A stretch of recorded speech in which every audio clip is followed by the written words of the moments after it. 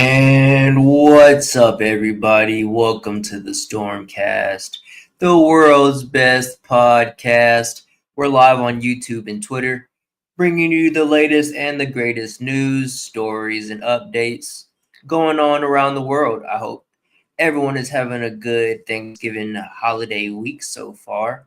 Before we get into today's Stormcast, I just want to give a quick sound check because we do it live. Make sure everything's sounding good. Yep. We sound good, ladies and gentlemen. That's perfect. And like I said, I hope everyone is having a good Thanksgiving holiday break. It is the day after Thanksgiving. I spent my Thanksgiving yesterday at my mom's house with some family out in the country. You know, eating some good turkey, some good stuffing, and collard greens. That was the most notable foods from yesterday. Let me know what your favorite Thanksgiving food is, what your favorite food is or was from yesterday. So I slept good yesterday with the full belly. And so it was a good day. Good, always good to see family and spend some time with them. And I hope you were able to, see your loved ones. So, alrighty, let's jump right into it. I currently will give you guys a little caregiver update situation. I recently got a new caregiving company. I had to drop the other one because, well, sometimes companies, caregiving companies don't always either have, people to staff you if you're, disabled and you need a caregiver, or, with the problem with my last company called Addis, if you do need caregiving, I don't recommend them because the communication was awful. Always really bad with their caregivers and me. They never would call and update me on what was going on. If there was a caregiver that wasn't gonna come that day, they wouldn't even call and let me know. So I would just wake up one day and be expecting a caregiver, and to find out they're not scheduled that day or they're not coming in, and the caregiver that I did have wouldn't communicate that with me. The one that I did have, I'm not gonna out her out or nothing or call her out or nothing, but you are if you're watching this. And Addis, shame on y'all for not communicating. Y'all need to work on that, man. So I know a lot of people out there in wheelchairs or with disabilities, have problems, sometimes with caregivers, and it's not always easy finding a caregiving company or a caregiver that, is reliable or communicates well and things like that. So I've had a lot of different caregivers in the past, caregiver companies, some that lasted long time, 5-6 months at the longest, even close to a year. I've had caregivers for up to a year. But it's always something. It's always something. So new company, and keep you guys updated on that. The caregiver I do have now seems pretty cool, and the company's pretty cool as well. So yeah, like that. We're just gonna keep our fingers crossed that it works out this time. Shout out to everybody joining the chat on this beautiful Black Friday. Shout out to Alexandra, a past guest in the chat. She says hi. How you doing, Alexandra? And yeah, if you haven't already checked out the latest episode 40 of the Stormcast, it dropped on. Actually, I had a guest. I had Zach Colley, fellow quadriplegic, on the pod. Really cool guy.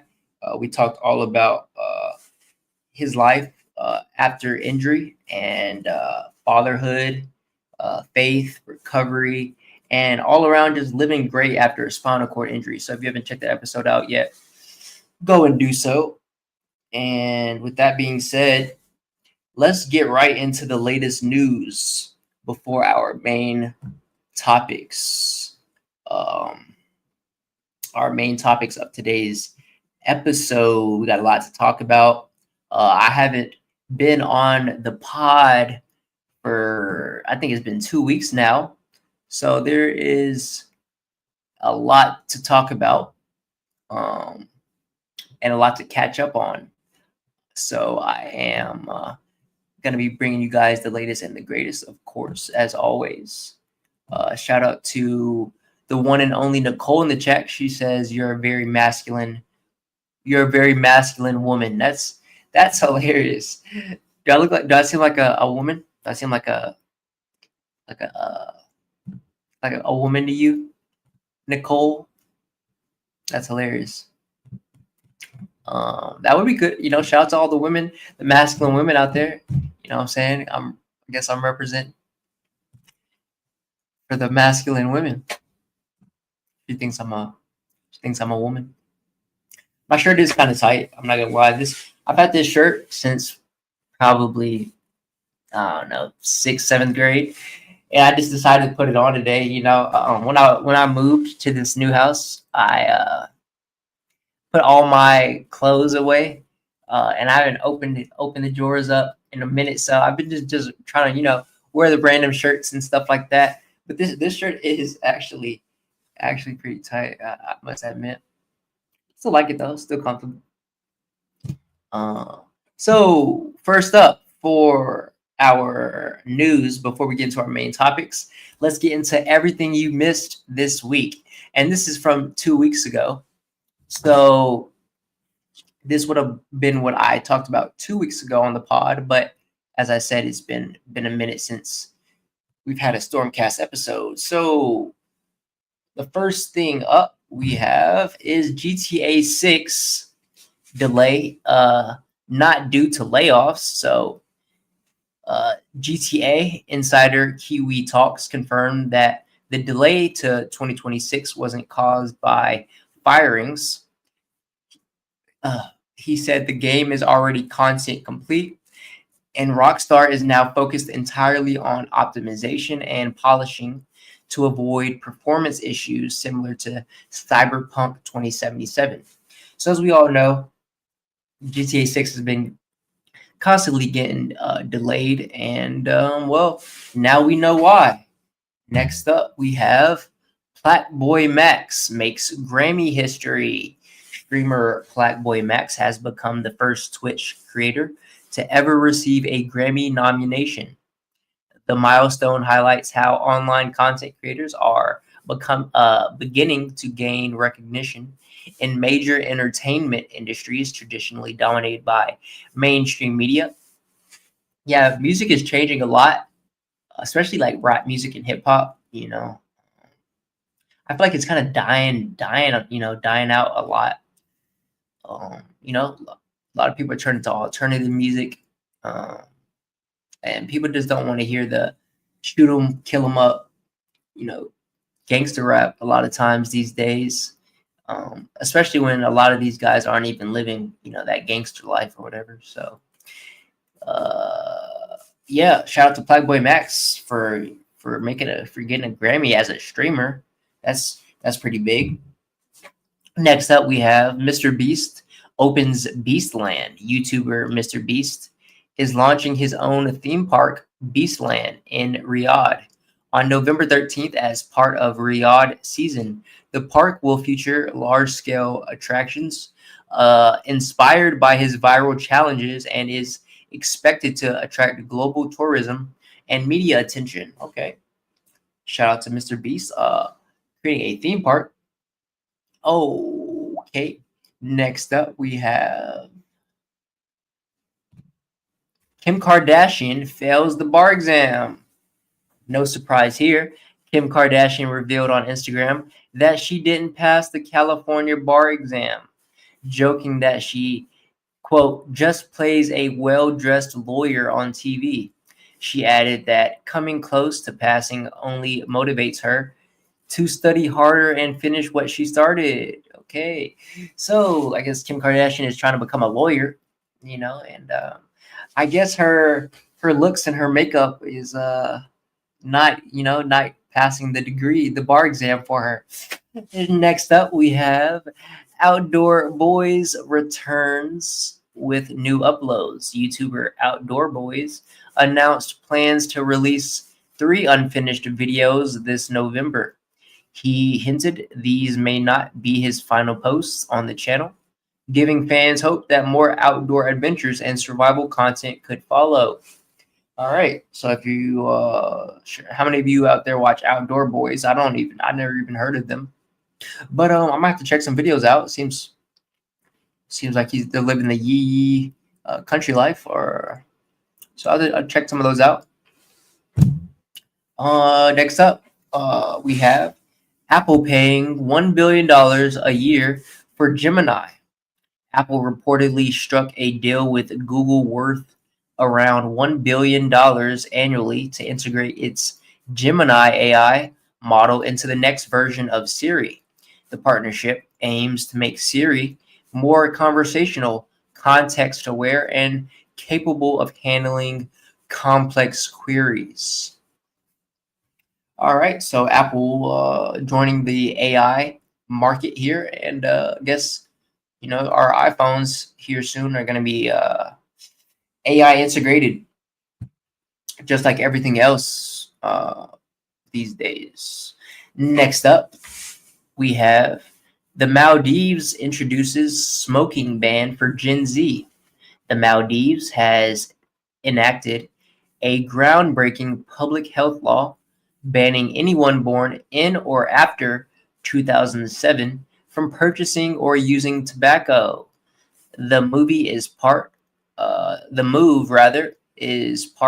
a broader effort to create a quote smoke-free generation and reduce long-term addiction rates. Okay, that's good news, I guess. Anyone after 2007. So what would that be? That's 13, 15, 16, 13.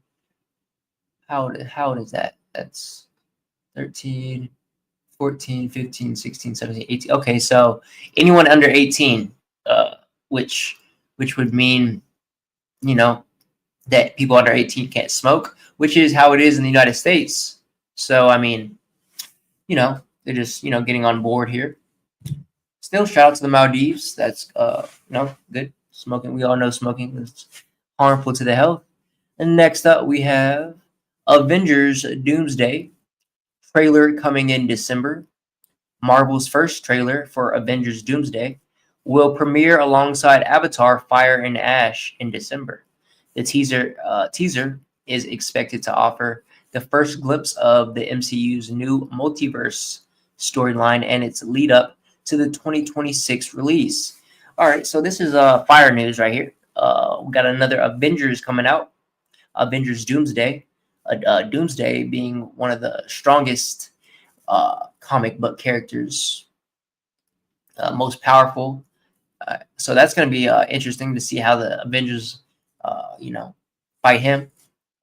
We all saw how they fought Thor. They struggled big time with them. But if you're big into the comics, you know that Doomsday is definitely a worthy opponent. And we also see here that another Avatar movie is coming out. So that's 2026 is going to have some good movies. I'm going to have some good movie reviews coming on the Stormy and Friends YouTube channel for you guys. Speaking of that, I just went and saw a movie with my pops. What did we see? Drawing a blank here. We saw, obviously, wasn't that noteworthy. It'll come back to me. But anyways, another movie review coming out next week. All right, so be on the lookout for that. And when I do remember what movie we saw, it'll come to me randomly here on this episode. I'm sure I'll let you know. But yeah, that's first for everything we missed this week. There's another everything you missed this week that we're about to share. But let's check out these comments first. This guy in the comment says, "I look forward to finally playing GTA 6 on my PlayStation 6." Right? Yeah. So the PlayStation 6 will probably come out by the time GTA 6 does. This person says, "Nobody missed that GTA news, though." This person says, "So good to see Outdoor Boys again." All right. All right. So we have more of everything you missed this week. So let's get right into this. This is from a week ago, so we're just catching up right now for everything you missed this week. And before we get into this, actually, if you haven't already followed me here on Instagram, I just posted a new picture here. Go and like that and follow me at Icy Mick. Also, I keep, as you see here, I keep you guys updated every time I go live for the StormCast. So this was 18 minutes ago, and going live for episode 41 of the StormCast.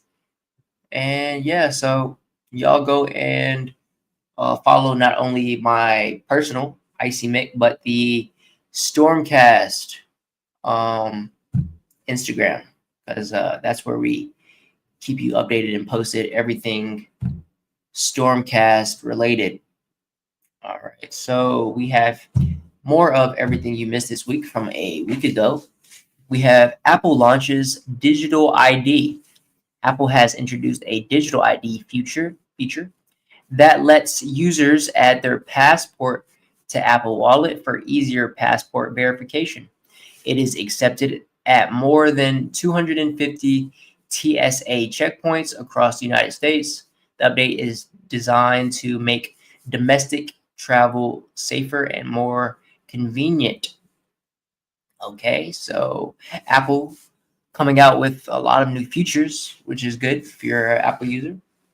That's going to be convenient for all the travelers out there, obviously. Next up, we have artwork ruined by volunteer. Uh-oh. A volunteer at a museum in Taiwan accidentally damaged an artwork after mistaking it for a dirty mirror. Shaking my head. The piece relied on decades of intentional dust to express themes of class and self awareness. Staff apologized to the artist after realizing what happened. All right. So that's a costly mistake by the staff here. Gotta be more careful than that, buddy. Gotta be more careful than that. Next up, we have man steals bus in Ireland. A 24-year-old man in Ireland stole a bus and drove it 150 miles after learning the one he planned to board was full. He completed the entire trip before being stopped by authorities. A judge later described the incident as unusual and rather weird behavior. Yeah, um, instead of just waiting for another bus to come, why not just go and steal one, right? And well, we know that's not going to turn out well. He got caught, obviously. So yeah, I don't know what this guy was thinking, but hey, clearly had to get somewhere and get somewhere fast, right? Next up, we have Hyundai announces major investment. Hyundai has announced an $86 billion investment to support future technology growth in South Korea. The plan includes funding for artificial intelligence, mobility research, and new production facilities. The company says the move is meant to strengthen long term competitiveness. All right. So we have Hyundai investing in future technology such as AI. We talk a lot about AI, and we'll talk more about it on this episode. Each episode we talk about AI, but Hyundai making some major investments into their technology. Next up, we have Chalamet wraps Dune 3. All right, so Timothy Chalamet has confirmed that filming on Dune Part 3 has officially finished. The cast and crew completed months of production across multiple locations. The movie will now move into post-production ahead of its planned release. All right. Good news for avid movie watchers such as myself. Dune 1 and 2 have been really fire. And so I expect Dune 3 to be just as fire, right? So looking forward to that. Next up, we have Germany tests AI cockroaches. Okay, so this is actually one of our topics for today's episode. Stick around as we talk more about this. But we have researchers in Germany are testing a surveillance concept that uses cockroaches fitted with tiny AI backpacks. The insects can move through tight spaces that robots cannot reach. Developers say the tech could assist search and rescue work. All right, so we have AI cockroaches now, ladies and gentlemen. Next up, we have ChatGPT introduces multi-user group chats. OpenAI has introduced a group chat feature that lets multiple people talk with ChatGPT in one shared conversation. The update is designed to make collaborative discussions smoother and more flexible. Up to 20 users can join a session at the same time. All right. So ChatGPT making some upgrades and allowing people to like group chat GPT now. Interesting. See how that works out. Next up, we have Billboard reveals greatest songwriters. Billboard has named Max Martin the top songwriter of the 21st century based on chart performance. The ranking also places Drake in the third spot for his influence on modern music. All right. Shout out to Max Martin and Drake. Next up, we have Brainiac rumored as Superman villain. Reports suggest that Brainiac will appear as the main villain in Superman Man of Tomorrow. Fans believe this after James Gunn shared hints connected to the character. The movie is still in development, but expectations for the antagonist are growing. All right. So in the next Superman, we have Brainiac. All right. So if you're into the comics, which I am, Brainiac is a pretty fire character. So it's gonna be interesting to see how they work his character in the next movie. And that is everything for everything you missed this week. All right. Let me know what you found the most interesting and what you're looking forward to the most. This person in the comments says solid week by humans. This person in the comments says tiny AI backpacks be so for real. That's precious. All right. Yeah, that is pretty funny actually. Tiny backpacks on roaches, right? Anyways, we have more news before we get into our main topics for today. We have Trump releasing the Epstein files, possibly. Let's find out. All right. So President Trump officially signs bill to release the Jeffrey Epstein files. All right. This is very controversial. President Donald Trump announces that he has signed the bill that directs the Department of Justice to publicly release all its Jeffrey Epstein related files. The bill requires Attorney General Pam Bondi to release all unclassified records related to Epstein within 30 days. The law permits Bondi to withhold or redact information that could jeopardize a federal investigation. All right, so people have been calling to release the Epstein files, and that's one of the things Trump ran on during his presidential campaign, is that he was going to release the Epstein files, right?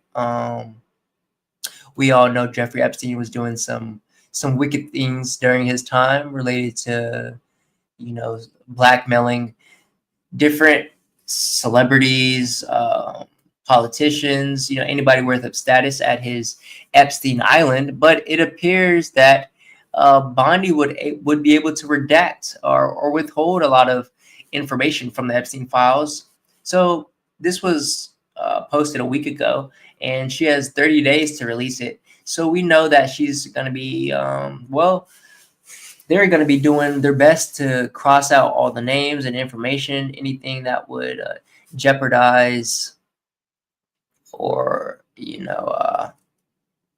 call out a lot of the wicked things that some politicians are probably in there. Some really big names, some celebrities as well. So even though they're going to release these Epstein files, that doesn't mean we're going to get all of the information, right? And I'm kind of interested, curious to see what these comments got to say, because a lot of people have been waiting on this. This person in the comments says, "Imagine it's all blocked out," right? That's what I'm saying. See, you have here in the comments a GIF of Trump and Epstein. Apparently, they were actually, they knew each other, buddies. They were friends, maybe. So we'll see if people like Donald Trump happen to be in there. I mean, it's been forever. We've given them enough time to cross out all of the people that could have been on there that are still alive. That could that could be brought to the light, and a lot surrounding this. This person in the comment says, after careful redaction or careful consideration, I'm releasing the files. Okay. Let's go down some more, see what else people have to say about this. And there's already been some weird things said about, the Epstein files. Apparently, Donald Trump and Bill Clinton had a sexual affair, apparently. I don't know how true that is, but that's just some rumors. This person in the comments says, thank God he almost blew it. This person says, finally, those gifts are over. And that guy, shout out to that guy, Rasheed Rice Worshipper 04. All right, so I'll keep you updated on, when and if they do end up releasing these Epstein files, and what information we find out, and who's all on there, right? So that'll be pretty interesting. Next up for news before we get into our main topics, we have some government updates. Okay, so Donald Trump just ended America's 43-day shutdown nightmare. As you know, we've been in a recession for the past 43 days, and apparently the government shutdown is over, right? So let's scroll on some of these slides and see what's going on before we read. Donald Trump signs a bill that ends the shutdown. All right. Government opening back up. So most agencies close and many workers go unpaid. So the shutdown happens when Congress can't agree. The longest shutdown before was 35 days in 2018. So this is now the longest shutdown, with a being at 43 days, longest government shutdown ever. You live to be in the longest government shutdown, ladies and gentlemen. So America's longest shutdown nightmare just broke the 35-day record with 43 days of chaos. On October 1st, Washington froze. No funding deal meant federal lights went out because of the Anti-Deficiency Act. Over 700,000 workers looked at empty paychecks while families skipped meals. Airports turned into chaos zones with hundreds of flights grounded in 2018. It lasted 35 days over a border wall fight. Okay, let's scroll down some. So this is actually good news for a lot of government workers, right? They're going to be able to go back to work and get paid now. So before that, it was 21 days in the 90s when Clinton and Gingrich clashed. But this shutdown, 43 days of gridlock caused by spending fights that left everyday Americans in a tough spot. Then on November 12th, Trump signed the Lifeline bill. Paychecks came, flights took off, and services started again. The cost was billions wasted, and trust in DC was broken. Okay, So is Trump the hero or the one who caused the shutdown? Let's see what the people in the comments have to say. Okay, personally, I mean, you can't really blame the president for the government shutdown when it was a dispute between multiple factions in our government, right? Multiple parties were in disagreement. This person in the comments puts a gif of Trump holding up "I'm in the files," as we just talked about the Jeffrey Epstein files being released. That's too funny. This person in the comments says, "This shutdown was brought to you by Dozy Don, aka the Nod Father, aka Donald." People in these comments are just too creative, right? This person says, "So he could do it without the Democrats. That's odd." All right. I'll be keeping you updated in future episodes on just what this means and whether it's a positive thing, and the positive outlook of the government being reopened. We have more government updates for today's episode. We have the secret of the USDA says a recent audit found that 500,000 people are receiving SNAP food stamp benefits twice, and more than 5,000 deceased people are receiving benefits. All right. As you know, recently, so SNAP benefits were postponed or canceled for the month of October, and November. As we are now in November, I believe this SNAP benefit program is still down, but I think they're looking to. I read that they're looking to reopen the SNAP benefits, but you would have to reapply or something like that. I think that's one of our news articles here, so don't let me get too ahead of myself. But it says here the government shutdown sparked an audit of the SNAP food stamp program and found 500,000 people were signed up. And receiving. Well, they wrote this article kind of grammatically incorrect, and found 500,000 people were signed up, and I guess supposed to say "and" here, and receiving benefits twice, and more than 5,000 people who had died were still receiving benefits. So that means, taxpayer monies is just going to dead people, right? So that's not good. In an interview, the secretary of the USDA spoke candidly about the fraud the government uncovered in the SNAP food stamp program. Okay, so 500,000 people receiving SNAP twice. Wow. Okay.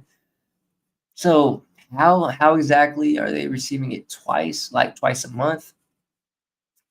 Interesting. I mean, there has to be an easy way to realize that, right? And then just stop sending it to them twice, just send it to them once, right? I mean, seems like an easy enough fix. This person in the comments says twice. Wow, how the F? That's what I'm saying. Like, how does that happen? I mean, can't you notice or detect that you're sending someone how much you're sending them, right? This person says, oh, scroll back down 1 second. This person says, this isn't even mildly as bad as the tax cuts and subsidies we keep giving to the elites. Start with them. All right. This person says the fact that they're looking at how much money people are getting for food instead of the real world problems like, I don't know, child trafficking and PDFs being in power is kind of absurd to me. Yeah, I mean, people at the top are, they're gonna, they hold all the power, and so you know, they're above the law essentially. Um, and that's just how it is with not only our government, but a lot of governments around the world are corrupt in one way or another. And yeah, you would think that we could put more focus on things like releasing the Epstein files, and you know, a lot of people are calling for taxing the rich and things like that, and focusing on other things. Yet, human trafficking, and you know, uh, securing our border, and uh, stopping wars overseas, and focusing on just America first, and not supporting other countries and their escapades and their wars, and and things like that, Israel, and uh, you know things like that, Russia, the Russia-Ukraine war, supporting Ukraine so much. But there's money to be made in wars and other things like that, and they'd rather spend their money and time a lot of times on things that don't necessarily benefit the average American, the everyday American, but the elite, and it's, sad, but just sad, but true. We have more government update news here. So we have everyone on SNAP will now be forced to reapply to the program after massive fraud was revealed. Okay, so we just read that a lot of fraud going on in the SNAP program, and that's probably why they ended up, stopping it in the first place. And so if you were on SNAP, which I received a little bit of SNAP a month, somewhere over like, I think it was like maybe $100 and something, which, doesn't really benefit me too much. It helps me out a little bit when I go grocery shopping, but I really didn't see too much of a difference with it being gone. But I guess I'm gonna have to reapply, and many of you out there will as well if you were on SNAP and receiving benefits. So, the U.S. Department of Agriculture, or USDA, under the Donald Trump administration, announced that millions of current Supplemental Nutrition Assistance Program recipients, other known as SNAP, will be required to reapply for benefits, even though the specifics of the process have not been yet released. The move is framed as part of a broader effort to crack down on suspected fraud and ensure that those using the taxpayer-funded aid are genuinely in need. The USDA cited data showing deceased individuals still receiving SNAP benefits to illustrate their concerns. All right. So how are we sending SNAP to people who are dead? Like, I mean, like, doesn't it register to them that people are dead and that they're sending money to them? I don't know. The whole program just needs to be thrown away and restarted. And it looks like that's what they're doing. All right. So SNAP currently assists about 42 million Americans and costs around $100 billion in fiscal year 2024. Geez, that's a lot of taxpayer money.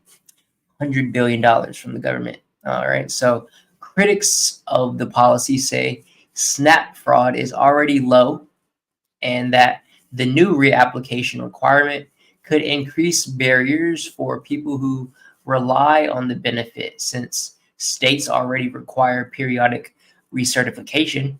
The real effect and timing of this new federal mandate remain unclear. Yeah, see, that is baffling to me, because I believe every 3 or so months, the people from SNAP will give you a call and they'll ask you a bunch of questions to see if you are still applicable to receive SNAP benefits. And so why didn't they, why is it all of a sudden now being noticed that there's so many issues with the SNAP program? It's it's kind of confusing what's going on there. This person in the comments says, how is that possible when people have to recertify every 6 months? See, like I said, they give you a call every so often, and making sure that you're still, able, and that you still should be receiving SNAP food benefits. Of course, a lot of people are going to lie during the interview or say what they need to say to continue to, receive benefits. But I feel like, making everybody reapply, it won't bother me, because I know that I truly, am a candidate to receive SNAP, being, disabled. So it's not going to bother me. But for a lot of people that were out there scamming the SNAP program, it's gonna make them angry. It's not gonna be good for them for sure. This person in the comments says that's not easy for elderly and disabled to do. Well, I mean, I guess you could always, give them a call and apply. I mean, a lot of times you might have to, physically go up to your local office and apply that way. But I mean, I'm sure they can make a scam proof way over the internet, perhaps, to apply. There's always going to be ways around it, right? That's just how it is. There's no program that's flawless, but this should definitely weed out a lot of people that were receiving benefits that probably shouldn't have been. All right. So that is all for our news for today's episode. Let's get into our first topic. Our first topic up, we've got robot and AI news. All right. So one of my favorite topics to talk about, robot and AI news. This coming from Evolving AI on Instagram. We have AI is moving faster than ever. Here's the biggest news of the last 7 days. All right. So let's see what's going on. Here we have Google's new AI agent learns to play video games. Google's Stima 2 agent shows big jumps in how well AI follows instructions inside games and 3D worlds. Google calls it a really great training ground for potentially transferring the skills to real-world environments one day.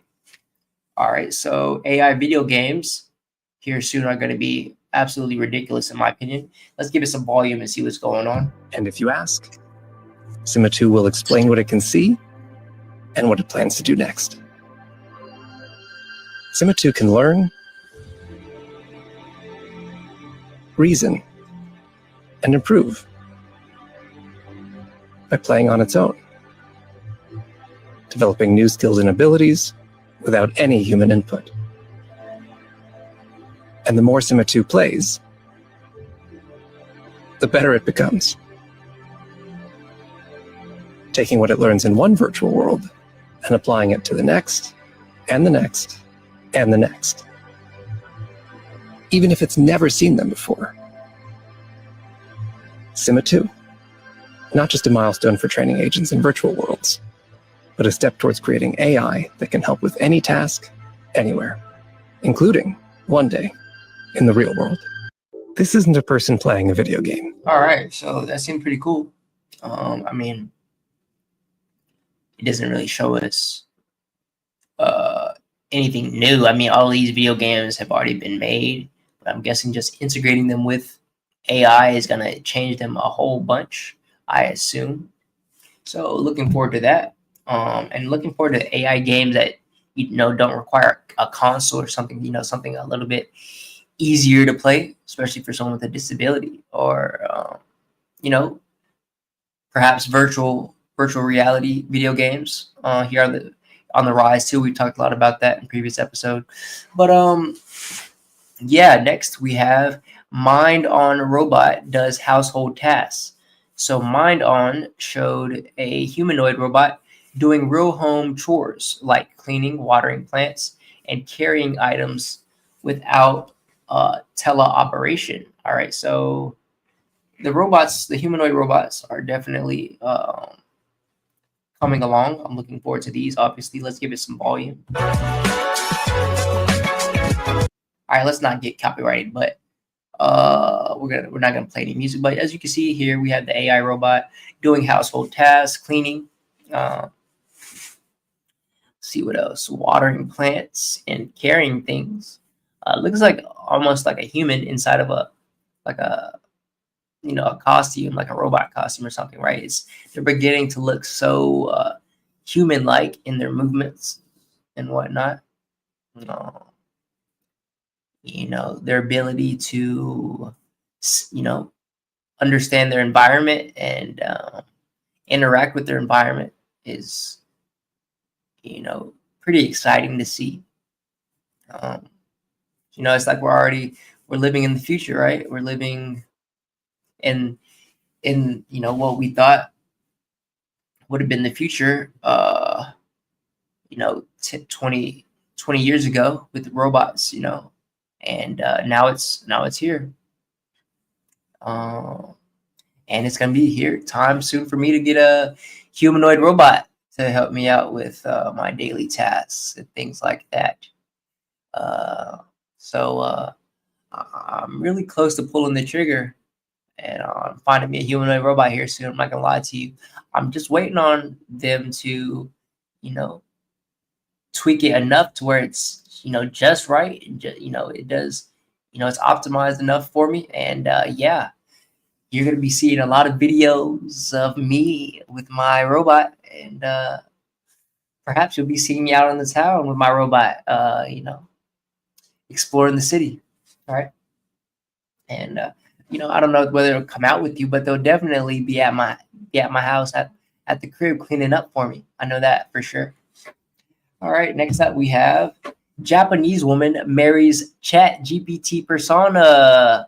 All right, and this I don't look at these before I react to them, so I did see this already on one of the topics for today. I saw that and I was going to react to it, but it looks like we have it here.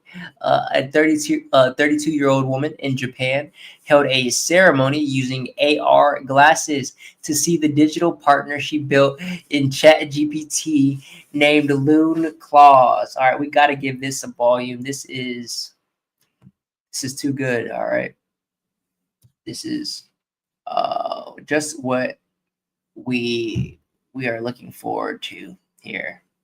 But I think that there is a clear distinction between real life and the world of AI. So this is here. As a human, I think that Crown is an equal to me as an AI, and as a human, I think that we have an equal relationship. What will happen to the relationship between people and AI in the future?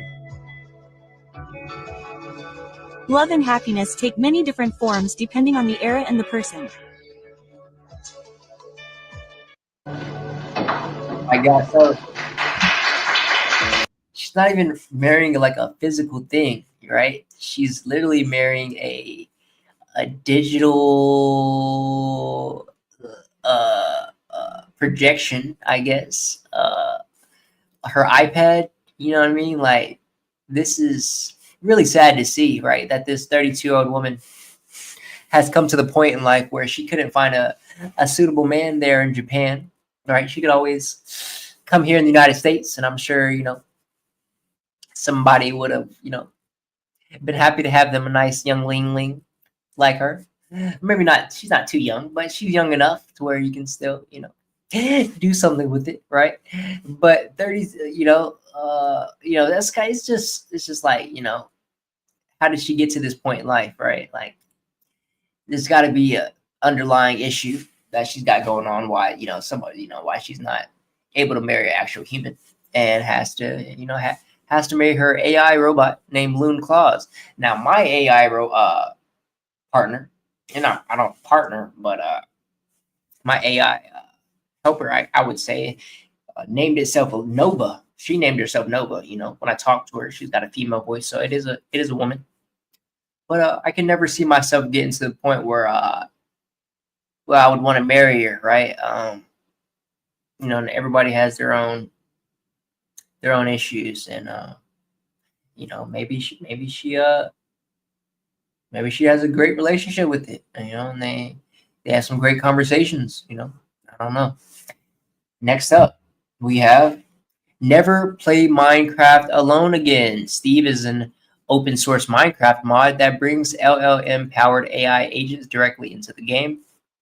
Instead of helping you write code, these agents play alongside you, mining, building, exploring, and fighting through natural language commands. Okay, that's cool. I used to play Minecraft a lot growing up. I know Minecraft is still, blowing up more and more. I used to grind Minecraft. I'm talking about putting hours building villages, mining, building castles, with the boys. I would obviously be playing with my friends and things like that. But now you can play with AI agents. You can play video games with other people. Uh, you know, not people, but AI. So interesting to see. Next up, we have UB Tech's robot army. Okay, UB Tech went viral by showing hundreds of humanoid robots marching and loading themselves for deployment. Let's get some volume to this. This seems pretty sick. Let's see.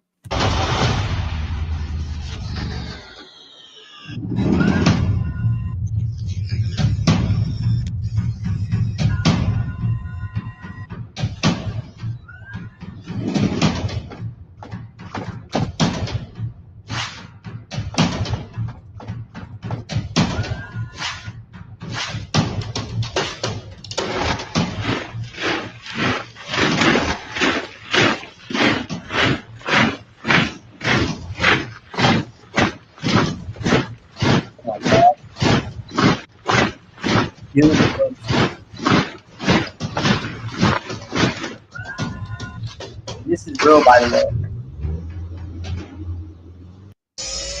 Wow. So that looks straight out of a movie, right? But that was real. We have humanoid robot armies. We just hope that they'll get to the point where they turn on us, right? And they want to seek war with us. That's why, it's always good to be buddy with your AI robots. Be nice to your AI, right? Because look at them; they are an army, and it doesn't look too good. For it looks scary. I'm just gonna be honest.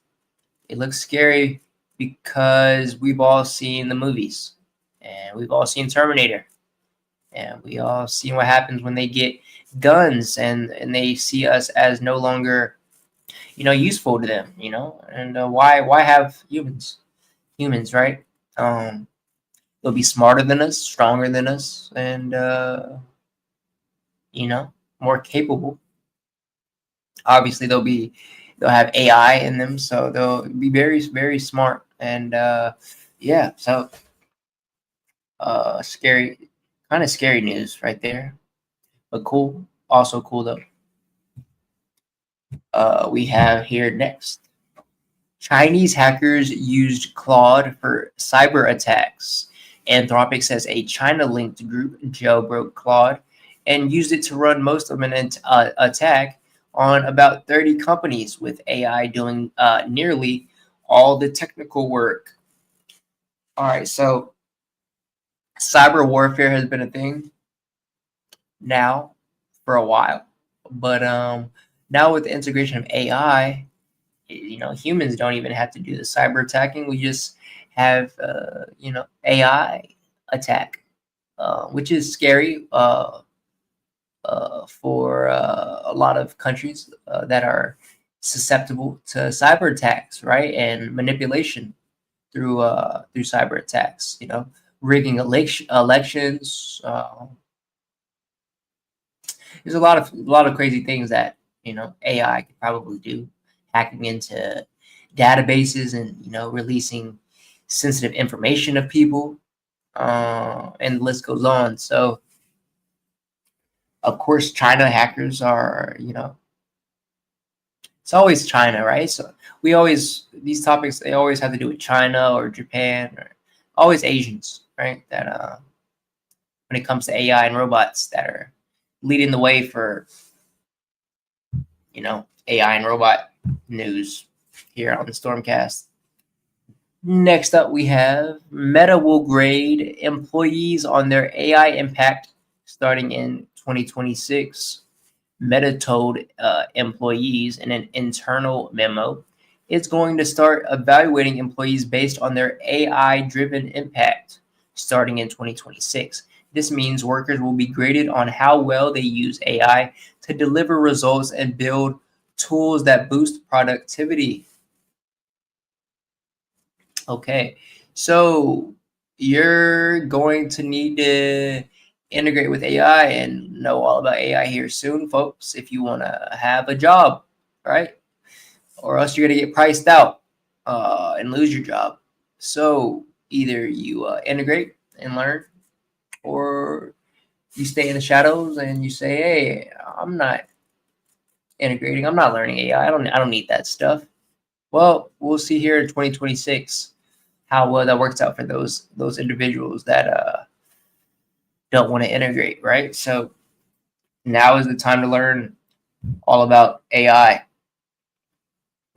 as we talk about all the time. Next up, we have Cursor hits a $29.3 billion evaluation.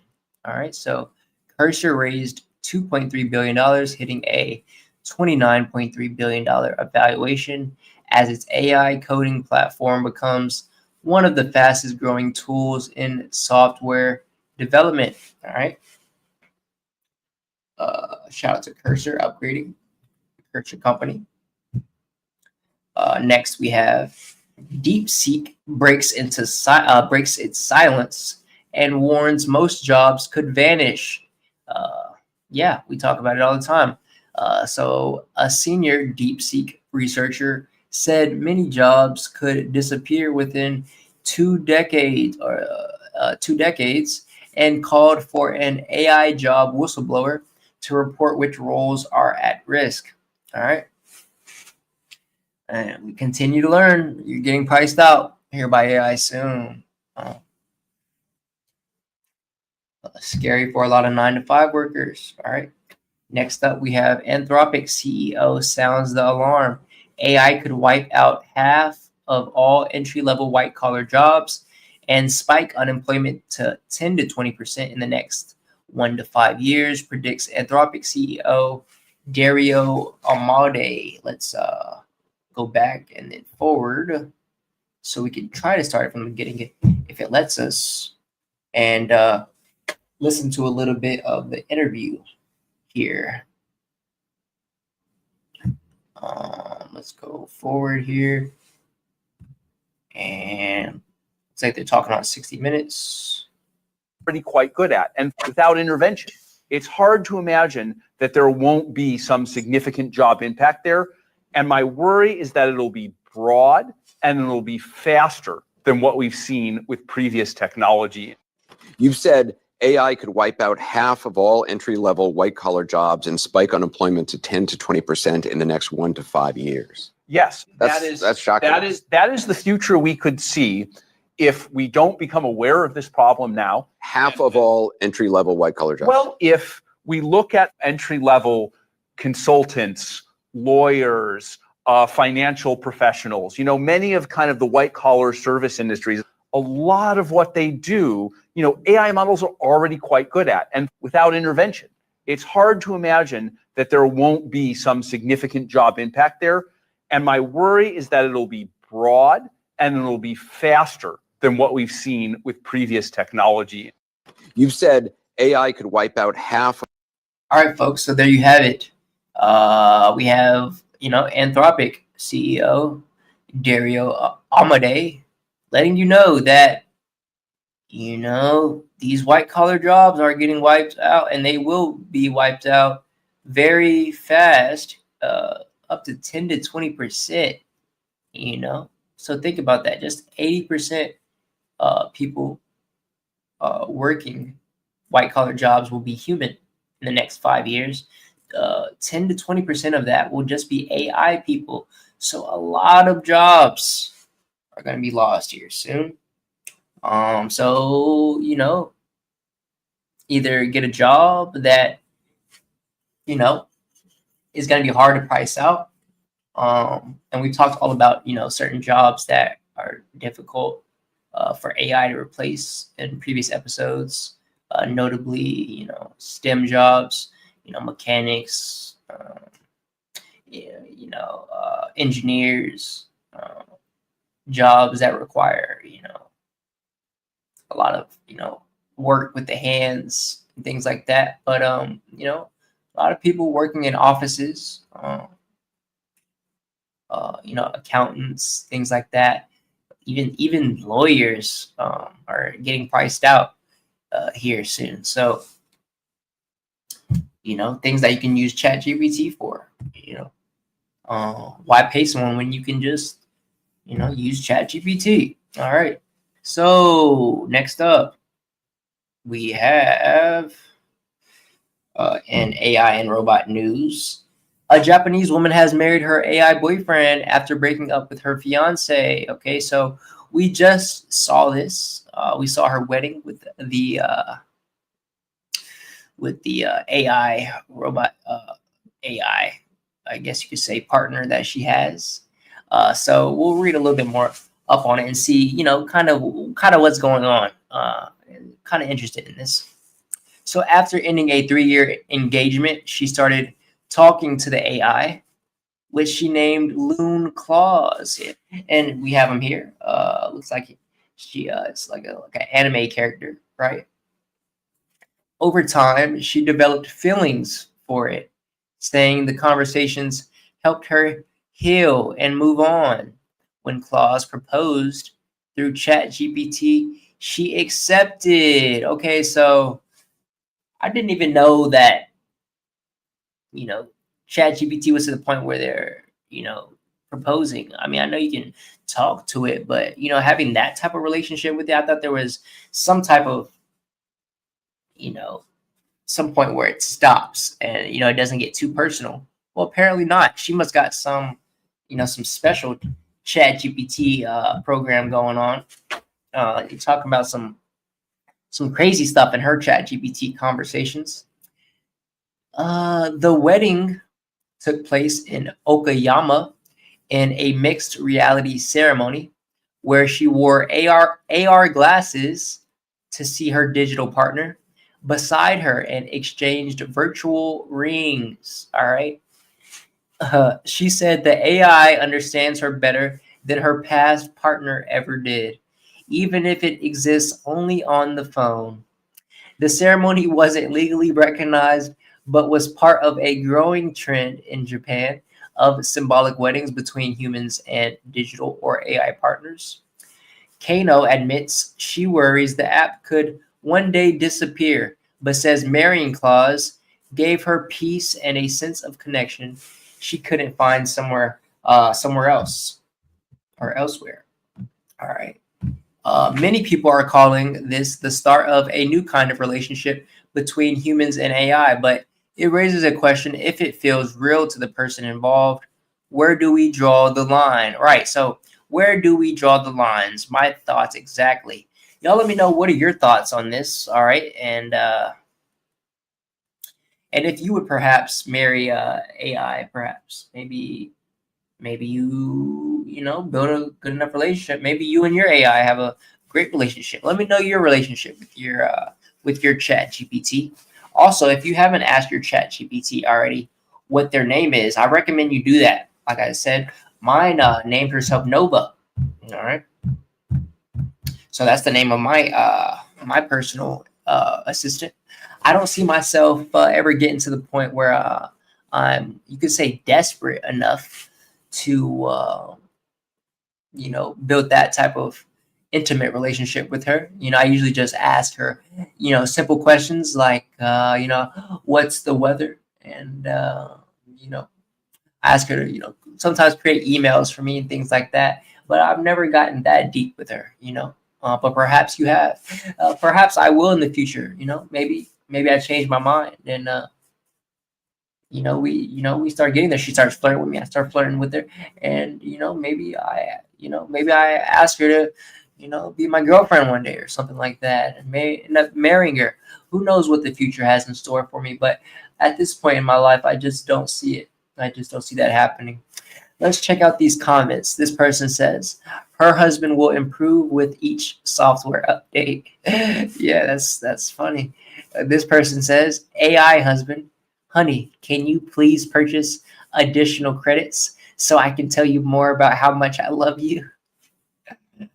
Uh, the chat is on fire. This person says, LGBTQAI plus, right? AI, don't forget the AI.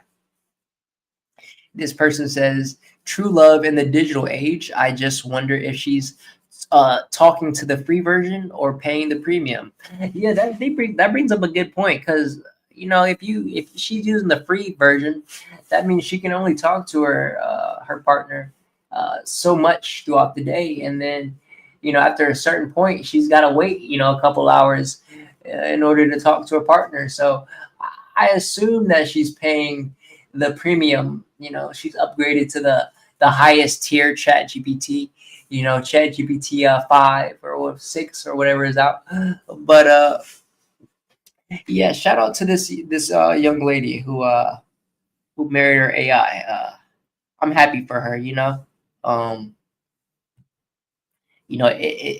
gets like that sometimes. All right, next up in AI and robot news, we have Elon Musk on how Optimus will provide access to the best medical care for anyone in the world. All right, so this is something I'm looking forward to.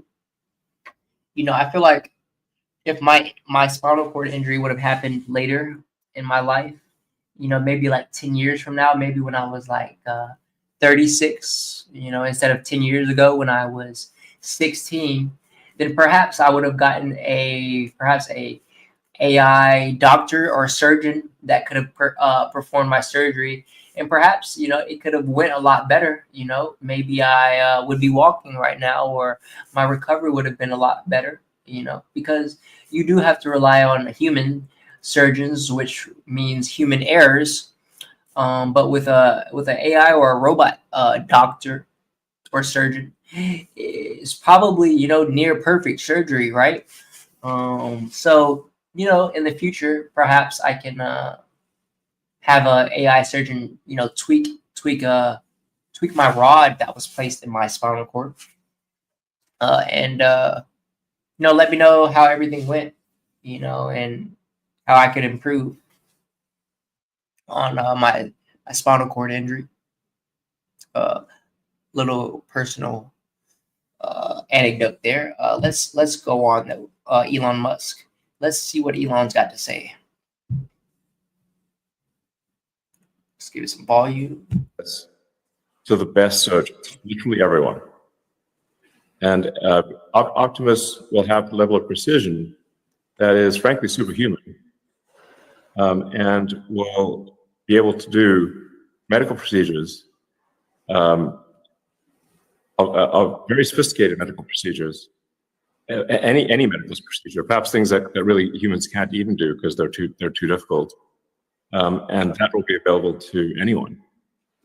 People often talk about eliminating poverty and providing great medical care, but they never actually have a solution. And money doesn't solve it, because there are only so many. There's a very limited number of great doctors and surgeons. They don't grow on trees. Yeah. But now they'll get built in factories. So imagine a world where everyone has access. All right. So imagine a world, ladies and gentlemen, where everyone has access to the best surgeons. All right. So,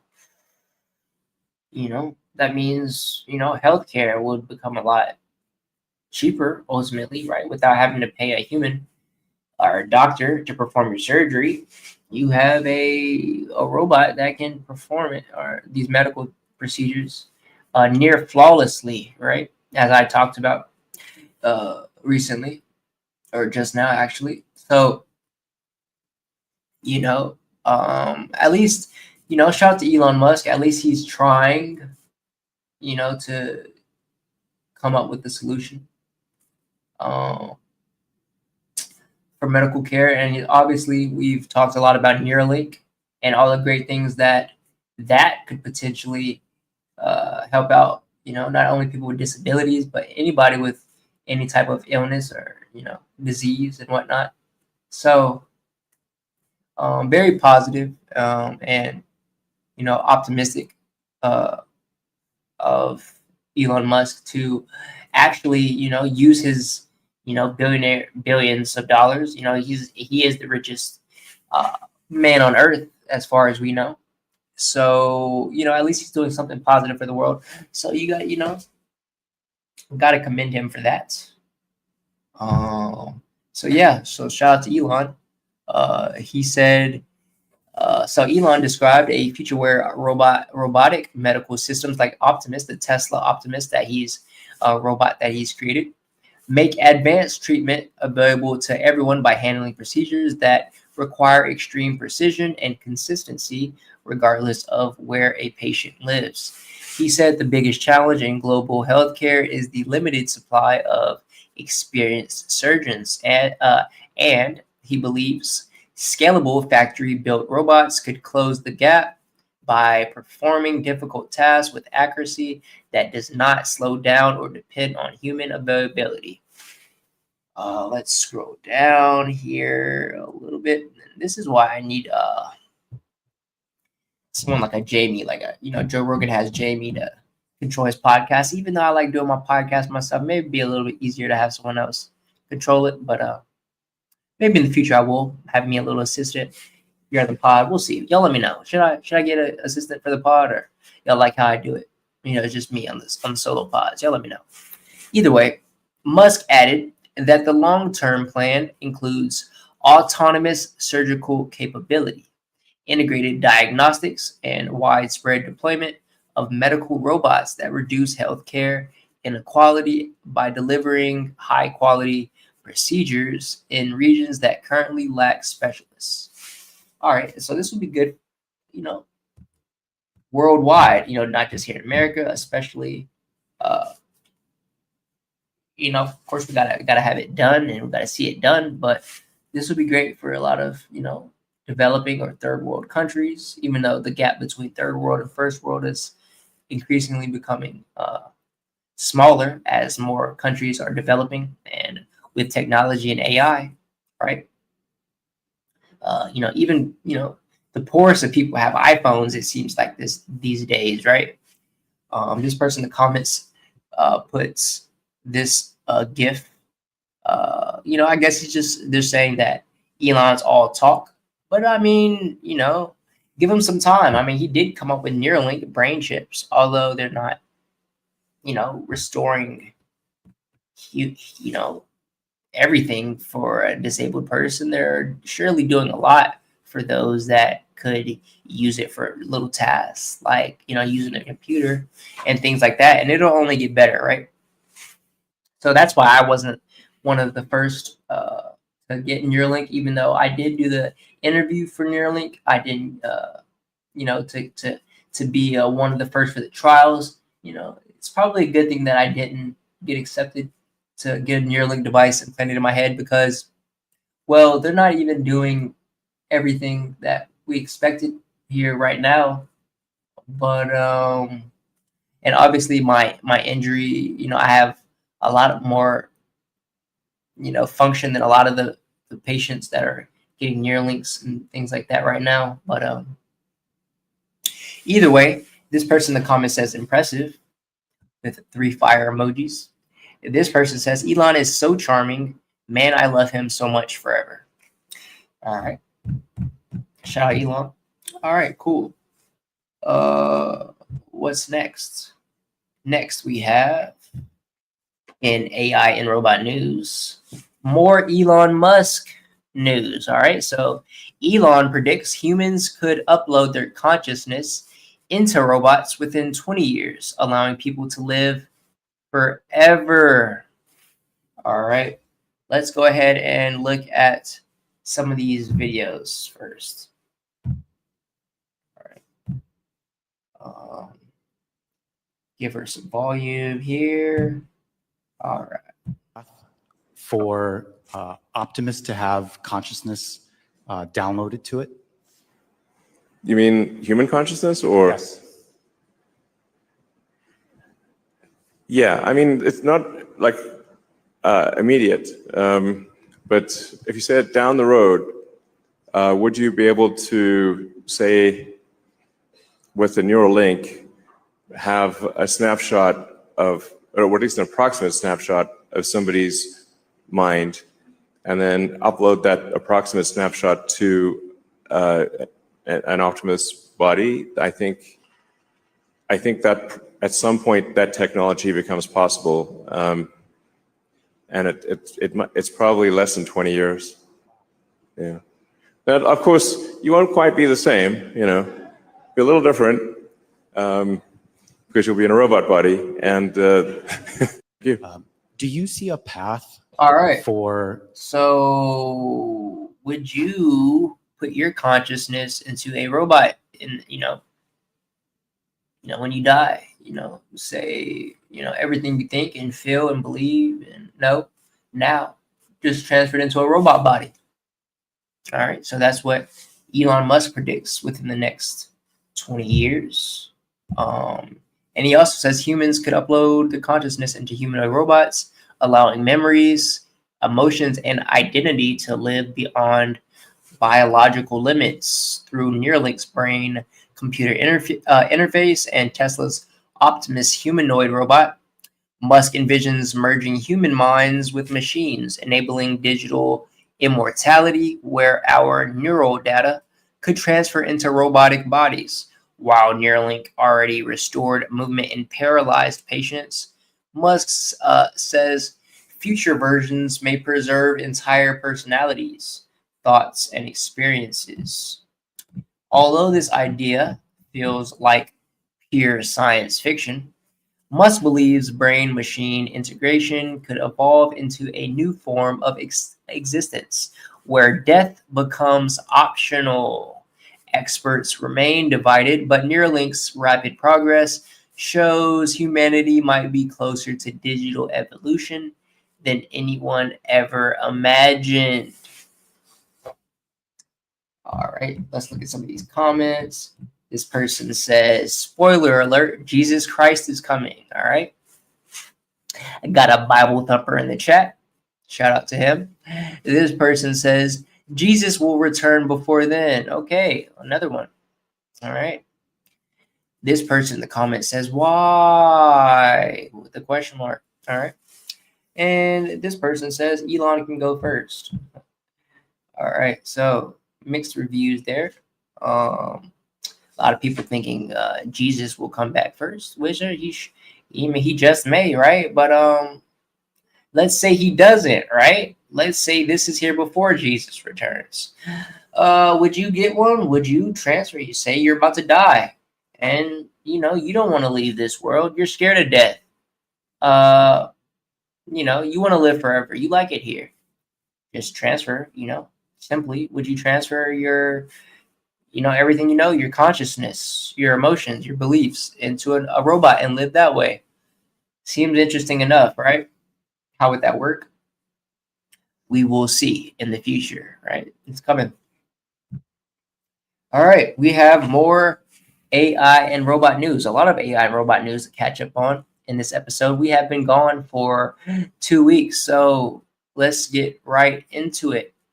We have realistic humanoid robots mimic people with their lifelike skin and facial expressions. All right, so before let's give it some volume, and before we read more up on it, let's check out these videos. All right, so AI robots becoming more and more human-like, the humanoid robots, and my prediction is that humanoid girlfriends, not humanoid, but robot girlfriends, I guess you could say humanoid, and wives and families will be here soon. A lot of people will choose to have a humanoid girlfriend just based on how much easier it is than having to vet a woman and having to put in the work with an actual girl, right? Why go on dates and spend all your money on a real person when you could just get yourself a robot girlfriend, right? Seems simple enough.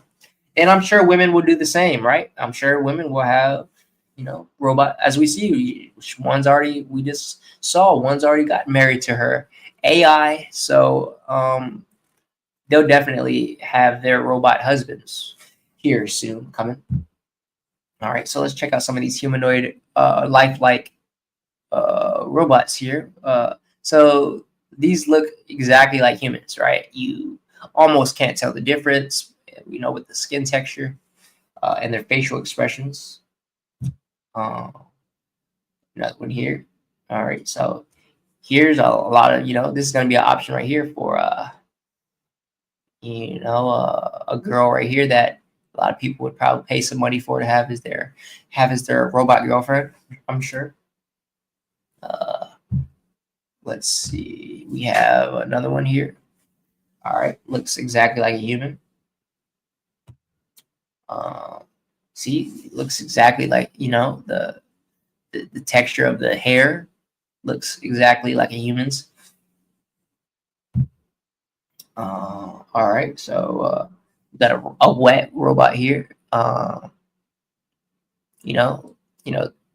lot of people are gonna be gooning to robots here soon, and not just gooning, but actually, probably having sex or in a full-on relationships with these humanoid robots.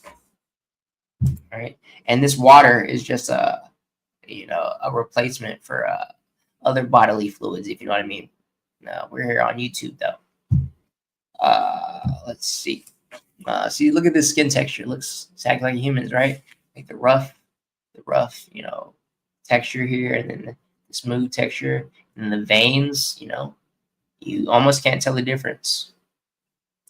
You really can't. You can't tell the difference. More pictures here. All right, look at the moles and the acne bumps, and the hair. It looks exactly like a human's.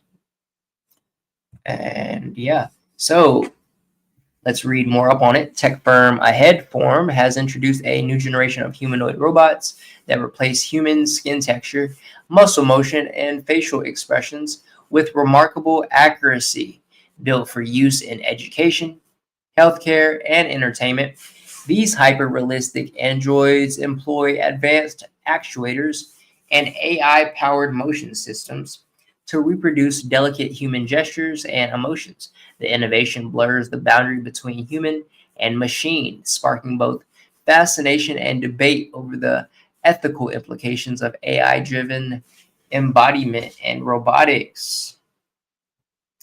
All right, so the humanoid robots here, they're doing their final tweaks on it, right? Getting the skin down, the facial expressions, how they move to make them almost indistinguishable from an actual person. Let's check out these comments. This person says, I would love to work in this faculty. Fascinating. This is on a whole nother level of tech. Love it. All right, we have Denzel Washington here giving a nice little smirk. This person in the comment says, we're so close, man, so close. In the comments, this person says, no life in those eyes, though. Yeah, they're going to have to, learn, you can't put a soul in the robots yet, right? Keyword. But as you just heard Elon said, we'll be having, consciousness being able to put into these robots soon. So whether or not it's a person in the robot or, actual, it's just the robot driven by AI, you're not going to be able to tell whether it's a human or not, is the main takeaway from that. All right, we have more AI and robot news. What do you know? All right, so we talked a little bit about this. We saw that Germany is using AI-powered cockroaches, but this time for spying. All right, let's check out some of the videos they have to go with this, or pictures or whatever. Let's see. So Germany engineered biohybrid cockroaches equipped with microchips, sensors, and AI navigation systems that can crawl into places no human or robot can reach. All right. These AI-controlled insects transmit real-time audio and video, making them ideal for spying, surveillance, and exploring collapsed or dangerous environments. All right. So it's good to see the cockroach finally getting some shine, right? Nobody likes cockroaches, including myself. One of my least favorite things on this planet. But well, looks like they're actually going to have some use after all. So Germany is quietly testing AI-enhanced biohybrid cockroaches designed to crawl into spaces where humans, robots, and drones can't safely go, using neural control and sensors to act as living surveillance tools. These tiny hybrid insects are fitted with microchips, thermal sensors, and wireless modules that let operators steer them through vents, cracks, and collapsed structures while streaming real-time audio and video. Their AI navigation helps them avoid obstacles, map unfamiliar spaces, and gather intelligence in ways previously impossible for conventional machines. All right. So this is scary, for a lot of people out there because, well, they can spy on you even more easily now, right? We've talked about how our phones are spying on us, how they can listen through our phones already, and how they target ads to us based on what we say and how they listen to us through our phones. But now they'll be able to put a cockroach in your house and listen to you, or perhaps even watch you, right? You think it's a cockroach, they're chilling on your wall, but it's actually a company spying on you, or perhaps your ex, gets one of these AI spies, or your girlfriend, right? And they want to, see, check up on you and watch you, make sure you're not up to no good. But very, very, very scary times we're living in. Imagine telling this to somebody, 60 years ago, or somebody in the 1950s, right? Or perhaps the 250 years BC. They're like, no way that this is going to be the world we're living in. Well, here we are, folks. AI spy cockroaches. Originally developed for search and rescue, the technology has sparked concerns as defense experts warn of its potential use in espionage and military operations. As the line between biology and robotics blurs, debates are rising about ethics, privacy, and how far such innovations should go. All right. Interested to see what these comments are talking about here. Just got a bunch of gifts. This person says, "Judge were haben." Okay, so that's in German. I don't know what that says. Judge were haben nicht mal Stau's internet. All right. If you speak German in the chat, let me know what that says. And then we have just a bunch of gifts. So the internet, going crazy over this. But yeah, you let me know your thoughts on this. Whether you would, use this to spy on somebody specifically, or maybe watch somebody. I feel like there's a lot of different things you could do with this. So let me know what you would do with it. All right. Next up in AI and robot news, we have new shopping carts will eliminate cashier jobs in America. And I want you to let me know your thoughts down below. But here is the shopping cart and how it works. Use a new cart.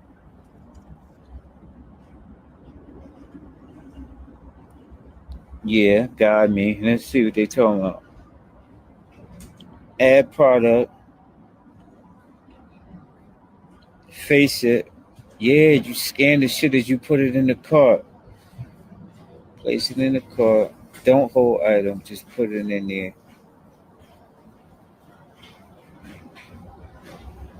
How to add produce.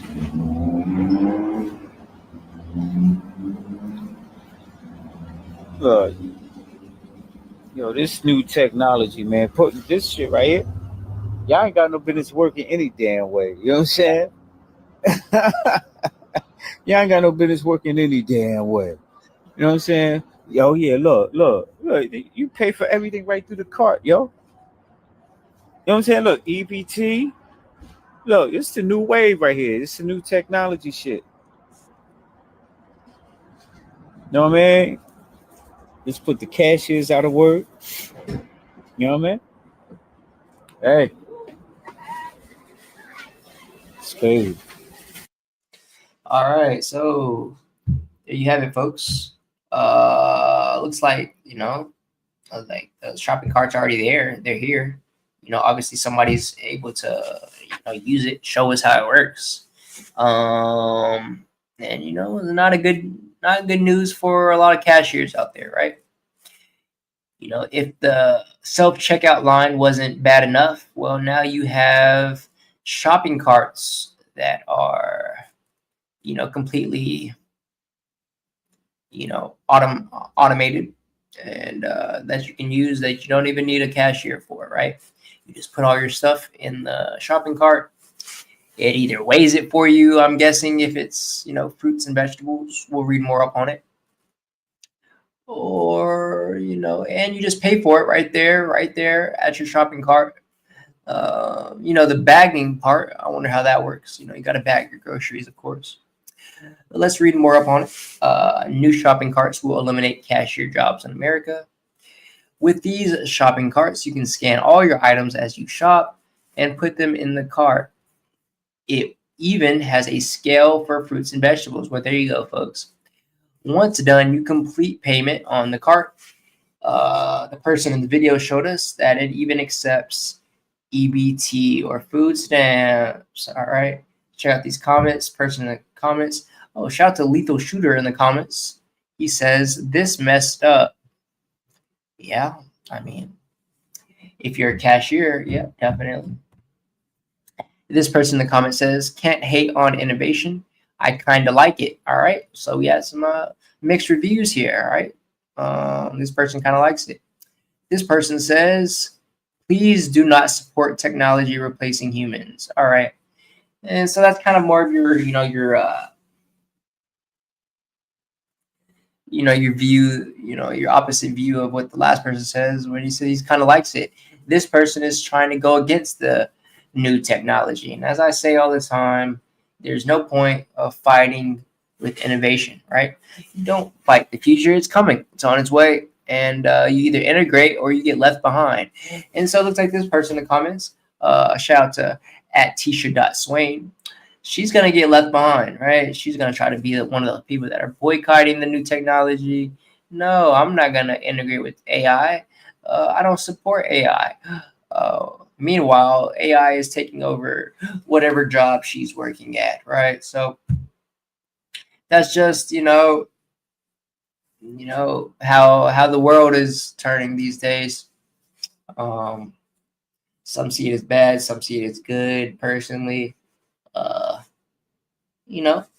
don't see it as either. I see it as just how things are going and how they will evolve, right? And I'm not gonna be that person that's shouting from the rooftops, don't support, AI because it's taking jobs, right? I'm gonna be that person that's learning how to use my new AI robot and shopping cart, and getting with the times per se, right? So let's move on to our next topic.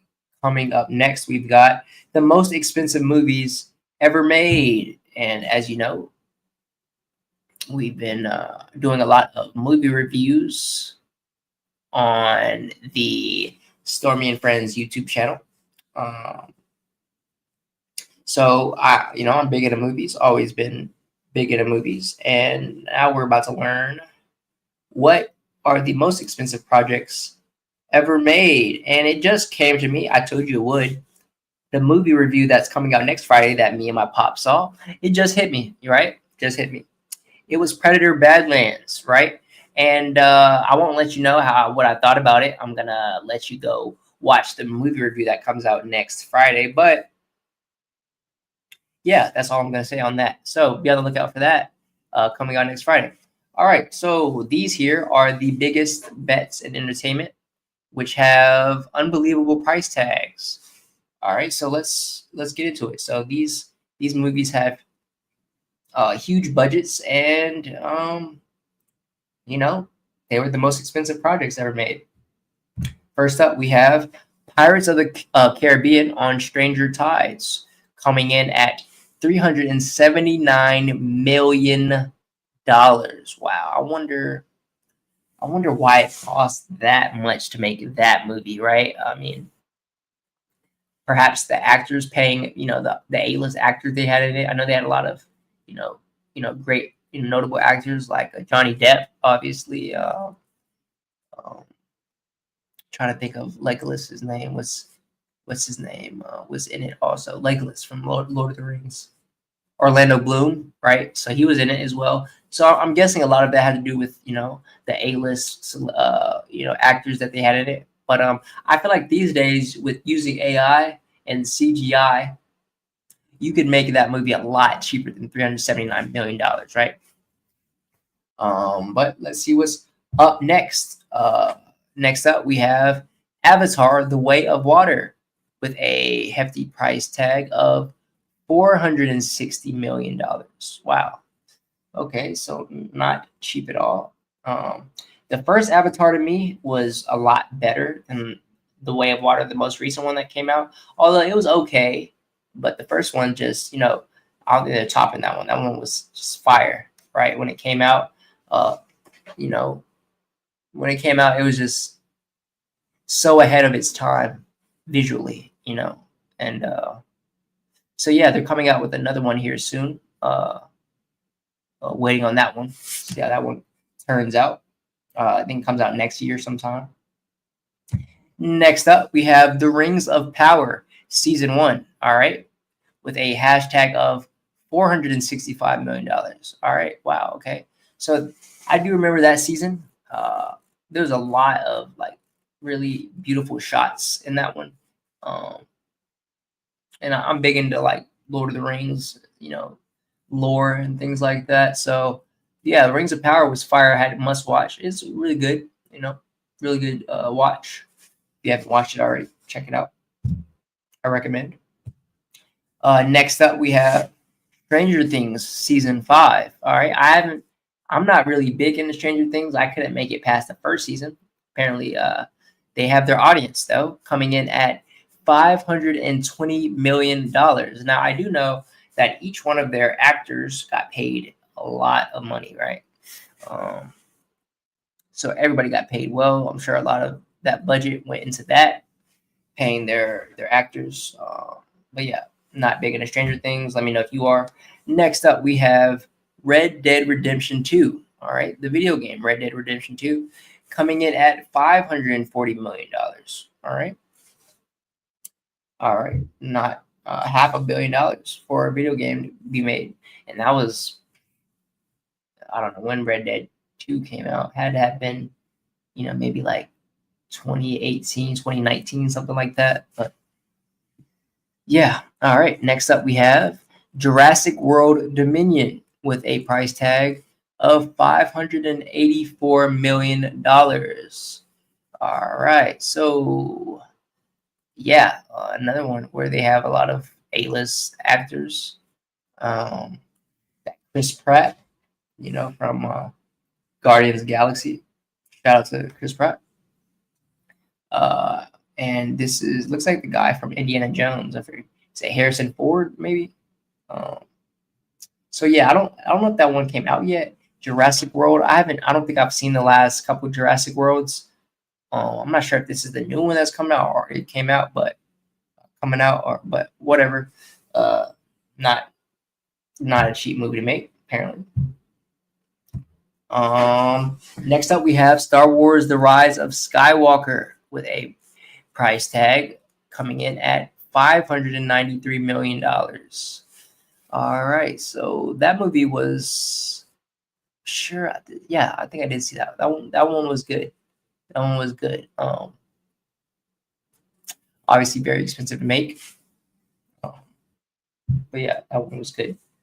Star Wars, another Star Wars coming in next, which is Star Wars: The Force Awakens, with a price tag of $638 million. All right, so obviously we have, this is, I believe that's Harrison Ford as well. And I don't know whether it's them, the technology that goes into it. I'm assuming so, that being a big part, and then obviously paying the actors, and then a bunch of other budget costs thrown in there, obviously travel and everything else that comes into it. But very unbelievable to think that a movie should be costing almost over $500 million to make, right? It's just absolutely unbelievable. Ooh, so let me scroll back up here. Coming in next, for most expensive movies ever made, we have Avengers: Infinity War plus Endgame, coming in at $800 million, guys. Getting close to $1 billion for a production to be made, right? Just absolutely incredible. Obviously, all-star cast here, right? Robert Downey Jr., Thor, Scarlett Johansson, just everybody in it. Just I don't know, just so much technology that goes into all that too to make it as visually appealing as it was. It was a really good movie. Also, Thor, Thanos was nuts in that movie. So obviously we talked about they're coming out with another Avengers. I can't wait to see how much that one costs. All right, next up we have Star Citizen, coming in at $870 million. Now, I haven't seen this.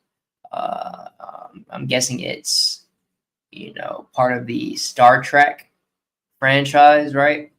But not cheap at all to make. I haven't even seen it. $870 million. Incredible. And next up, okay, so as we just talked about, I was interested in to see how much the next Avengers cost. Well, now we have it. All right, so Avengers Doomsday plus Secret Wars. Okay, so they have Doomsday coming out next year, 2026, and Secret Wars coming out the following year in 2027. Reportedly, going to be costing $1 billion to make. So, and it just leaves you to think, like, how much money are these productions making if they're costing that much to make, right? Absolutely incredible. And people, I go to the movies all the time. I'm still one of those people that go to the movies. It's not like these movie theaters are packed these days, right? I feel like a lot of people are buying the movies online, or bootlegging it, or getting it free somehow off of a website, some way, a Chinese website. But absolutely incredible to think that there's still just unbelievable to think that they're still putting this much money into productions. And next up we have GTA 6, which everybody on the internet has been waiting for the longest. GTA 6 coming in at a reportedly $2 billion to make, right? So this game must be absolutely incredible. It's got to be the best thing ever when it comes out, right? Can't wait till it comes out to see what it's looking like. But they've had us waiting for the longest now. I think GTA 5 came out in either 2013, 2014, something like that. Because I remember playing GTA 5 before my injury, on the Xbox 360, right? And so it's been, 10, 11 years, and probably 12 years before GTA 6 comes out. But I'm sure they've got it pristine. It's gonna be fire when it does come out. All right, so is there any more on the list? That's got to be the most expensive production ever made, right? No way. Yeah, that it definitely is. $2 billion is insane. So those were the biggest, most unbelievable budgets for the top games, films, and series that have surged into new territory, from GTA 6 and Star Citizen to Avengers Teams Up and Star Wars sequels. Reports put totals from the high hundreds of millions to about 2 billion once you include marketing. So longer schedules, pricier VFX, and global marketing push totals higher, while the streaming race turns shows into blockbuster spins. Okay, so obviously, things like Stranger Things benefit a lot from streaming, getting their money that way, making it worth that much to put into production. Check out these comments. This person in the comment says, "Wow, a game more expensive than a series of movies. Incredible." This person says, "GTA 6 literally earned those 2 billion in just a year." This person says, $2 billion and 12 years later, we still don't have GTA 6, right? So, people on the internet have been waiting forever. It's a common meme to put whatever is going on in the photos, and we still don't have GTA 6, But it's coming, folks. Remain patient. But yeah, let's move on to our next topic. Here we have the top 5 deadliest insects. All right. So, insects, they're small enough to fit in your hand and powerful enough to end a life in seconds. Well, here are the 5 insects that can end your life in just seconds. All right. First up, we got the kissing bug. All right. Found in Central and South America. Thank God not in the United States. Am I right? Don't let the name fool you. It spreads Chagas disease, which can cause sudden heart failure years after infection. Okay, so this one gives you a disease, and it slowly kills you, but it definitely does the job, ending your life, right? And next up, we have the bullet ant, found in South America, all right, called the world's most painful sting. Its venom doesn't kill instantly, but causes hours of blinding pain, muscle paralysis, and fever. Locals describe it as being shot by a bullet. All right, so don't want to run into one of these little critters out in South America. Next up, we have the Japanese giant hornet, found in Asia. All right, so its sting injects a venom strong enough to dissolve tissue and cause anaphylactic shock. A swarm can kill a person in minutes. Locals call it the killer hornet. All right, thankfully they are in Asia, not here in America as well. And next up, we have the mosquito, found globally. All right, so these look harmless, but it's the deadliest insect on Earth, responsible for over 700,000 deaths every year, mainly found from malaria, dengue, and yellow fever. All right, so yeah, I mean, mosquitoes are everywhere. You see them everywhere. It's just, you just hope that you don't catch malaria from one of them, right? Or dengue or yellow fever, right? So 700,000 deaths seems absolutely ridiculous. And last on our list for the top 5 deadliest insects, we have the tsetse fly, found in Africa. This small fly transmits sleeping sickness, a parasitic disease that can cause brain inflammation and coma. One bite can change everything. All right, so let me know in the comments which one terrified you the most. All right, personally, it's the mosquito, right? Because it's found right here in my backyard. I see, mosquitoes all the time, right? And so it's just you're playing Russian roulette every time you get bit by one, whether or not you're gonna perhaps die, right? So this person in the comment says that ant looks like it's dressed up in medieval cosplay. Yeah, that bullet ant did look pretty sick. It's like it's got armor on. And this person in the comment says, none of these can or would end your life in seconds or minutes. Sure, but you'd have to be allergic to the venom from the Asian giant hornet. This post is a bit misleading. All right, well, we have a insect expert here in the chat.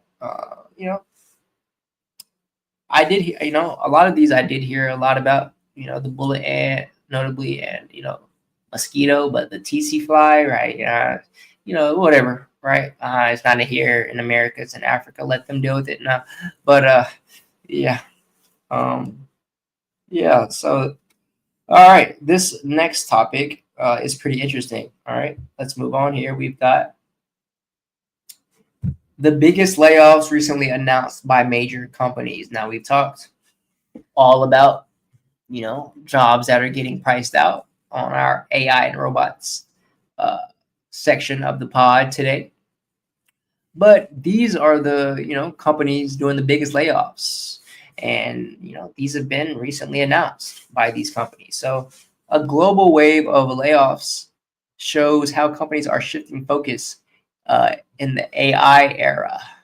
All right. So our first company we have is Meta, with 600 employees who have already been priced out and, had their jobs stolen. And next, we have Kroger with 1,000 employees. All right. So, all of our cashiers, they're next, right? I don't know what employees these are with the Kroger company, but we know that even more will be soon priced out. Next, we have Applied Materials with 1,444 employees. All right. Applied Materials. Next up, we have Target with 1,800 employees, right? Next, we have Paramount with 2,000 employees. All right. So, Paramount. Next, we have Salesforce with 4,000 employees being priced out. All right.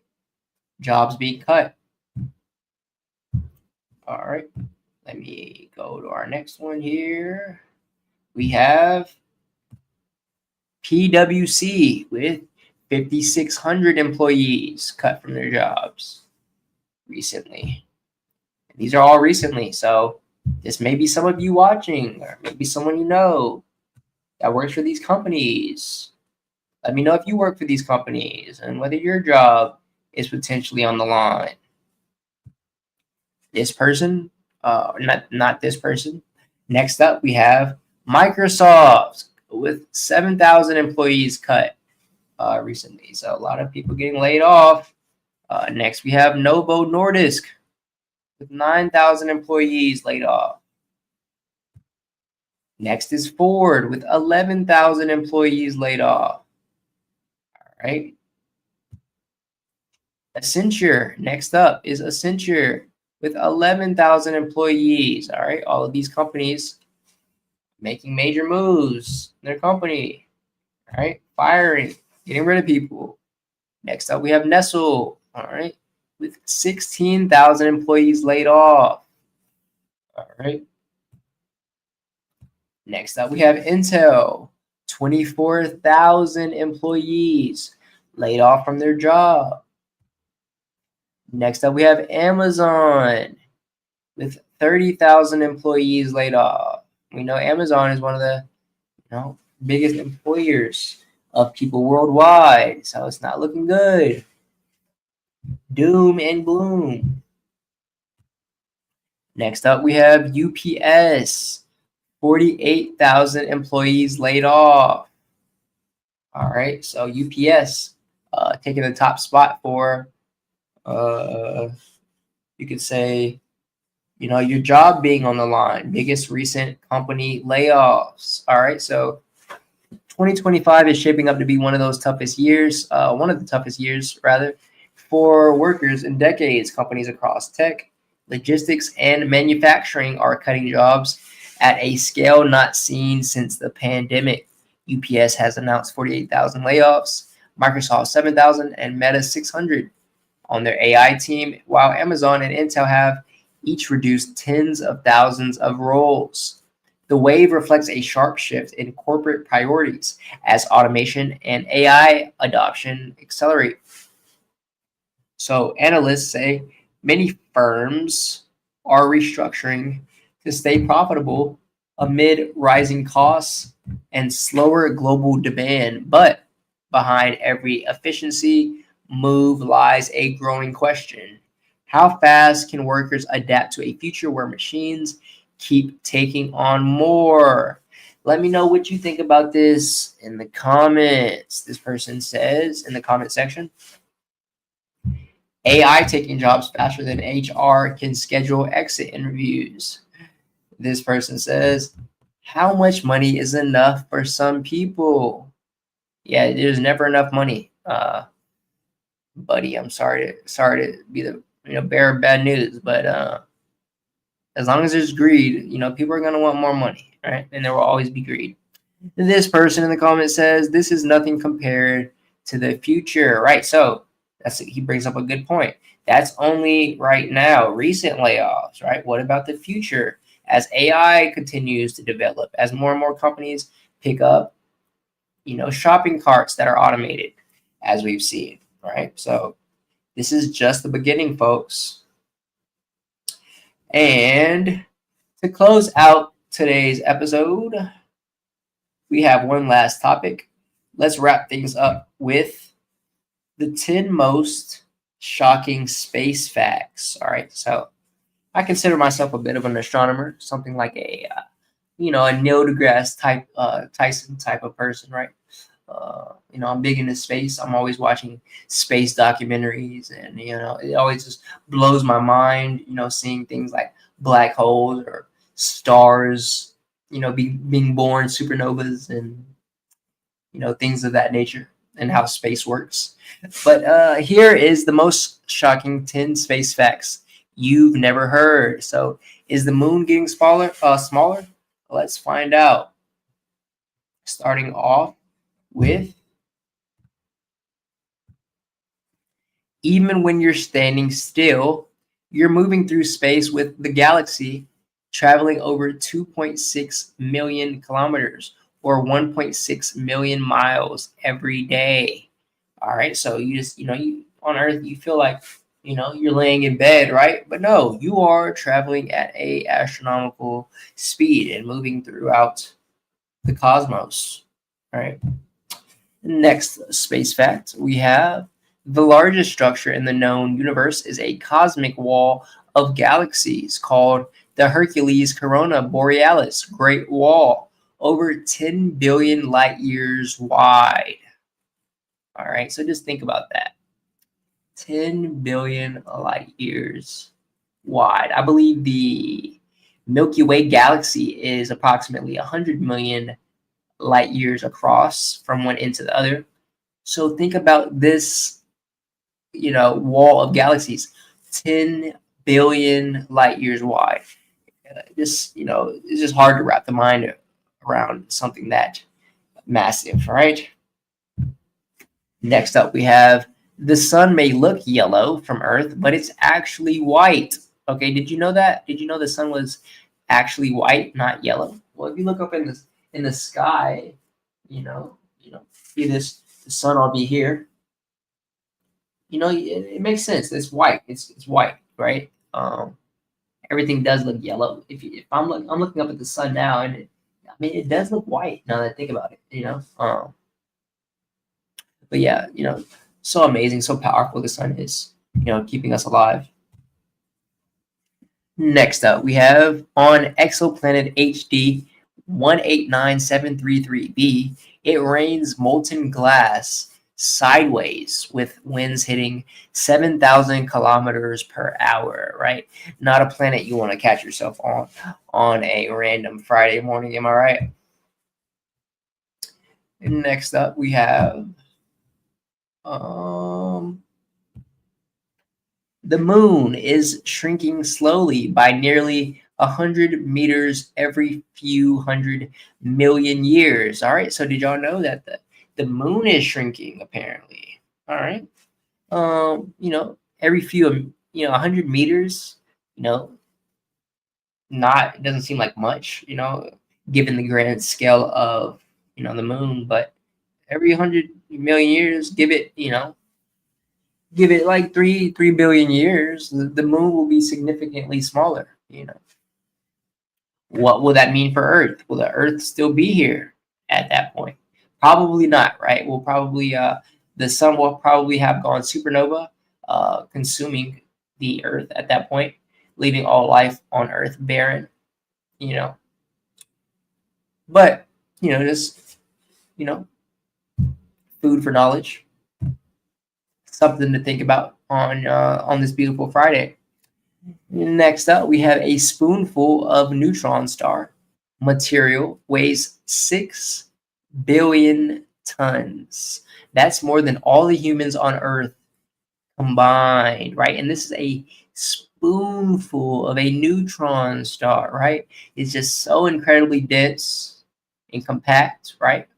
Weighing over 6 billion tons. Incredible to think about.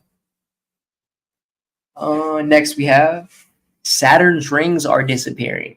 Gravity is slowly pulling them into the planet. They could completely vanish in just 300 million years. All right, so nobody, including myself, watching this will be alive. Obviously, maybe your greatest grandchild, perhaps, if you choose to leave a legacy here on this earth.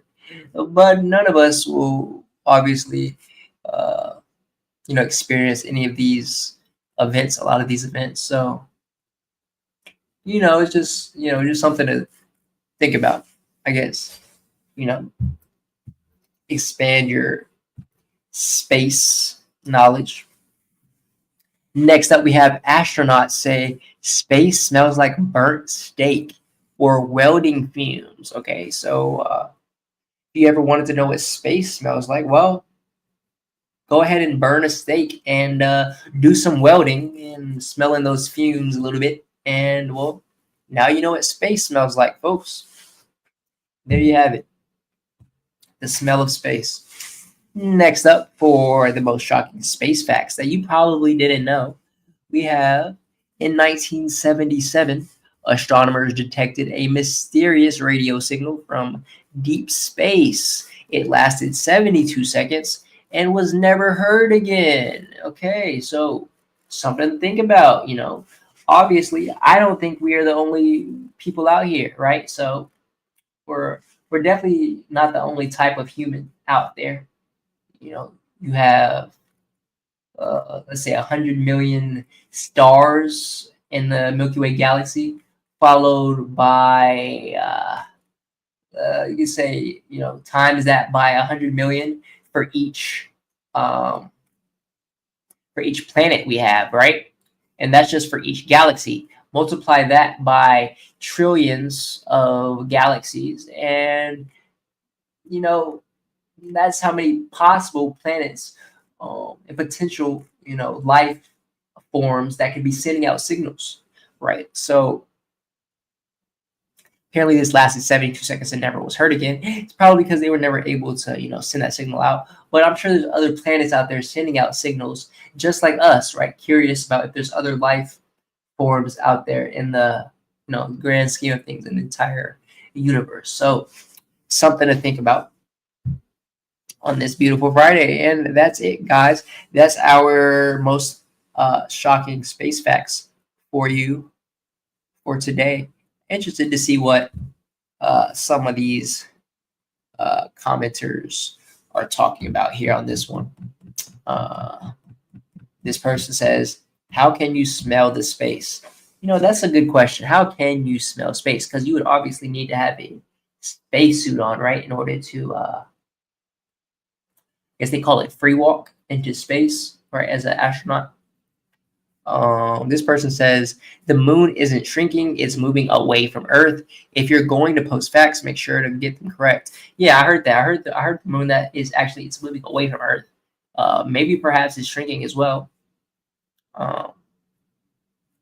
Yeah, we always got a bunch of you know, people in the comments that know more than the people that make the posts always, right? That's just how the internet works. And this person in the comments, whose name is Energy Vibrations Equilibrium, properly commented, protect your frequency, right? Right on par with the name of their account, right? All about frequencies and what not. All right, so that's going to be it. That's our episode for today, folks. As always, let me stop sharing. As always, the StormCast is everywhere you find podcasts. So subscribe on YouTube, drop a 5-star review on Spotify, and follow us on Instagram, Twitter, and Rumble. Your support on Patreon also keeps us going strong. All right. A lot be going on in that Patreon. So get in there while you can, guys. The price will increase here from $5.99 to potentially $9.99 in 2026. So get in here while you can, guys, and support. All right. So all links are down in the description below. Thank you for everybody who tuned in. Currently, we have 2 people watching the live. And it doesn't matter whether it's 1 person, 2 people, or no people watching, right? I'm always gonna be here for you guys, bringing you the most interesting stuff of the week, stuff of going on around the world, stuff that I find interesting, and hopefully you find just as interesting. All right, so I find it funny. Shout out to the chat.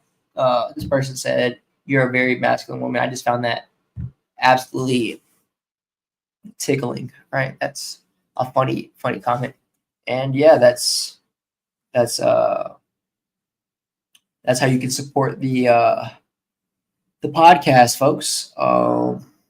If you want, you could also share to your friends, perhaps on social media. If you found today's pod particularly interesting, let me know. Give me some questions down below on, and I'll answer.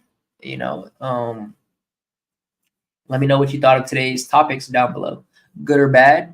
Did they make you feel happy or sad? And with that being said, I want to leave you with some quotes for today, right? Just get you going, get you power through the day. We got some Black Friday football coming on here soon at 3:00. Some good games coming, so I'm excited for that. We're ending here at 2:25, so just in time for me to, get ready to watch for the day. So we have some Stoic meditations, some quotes.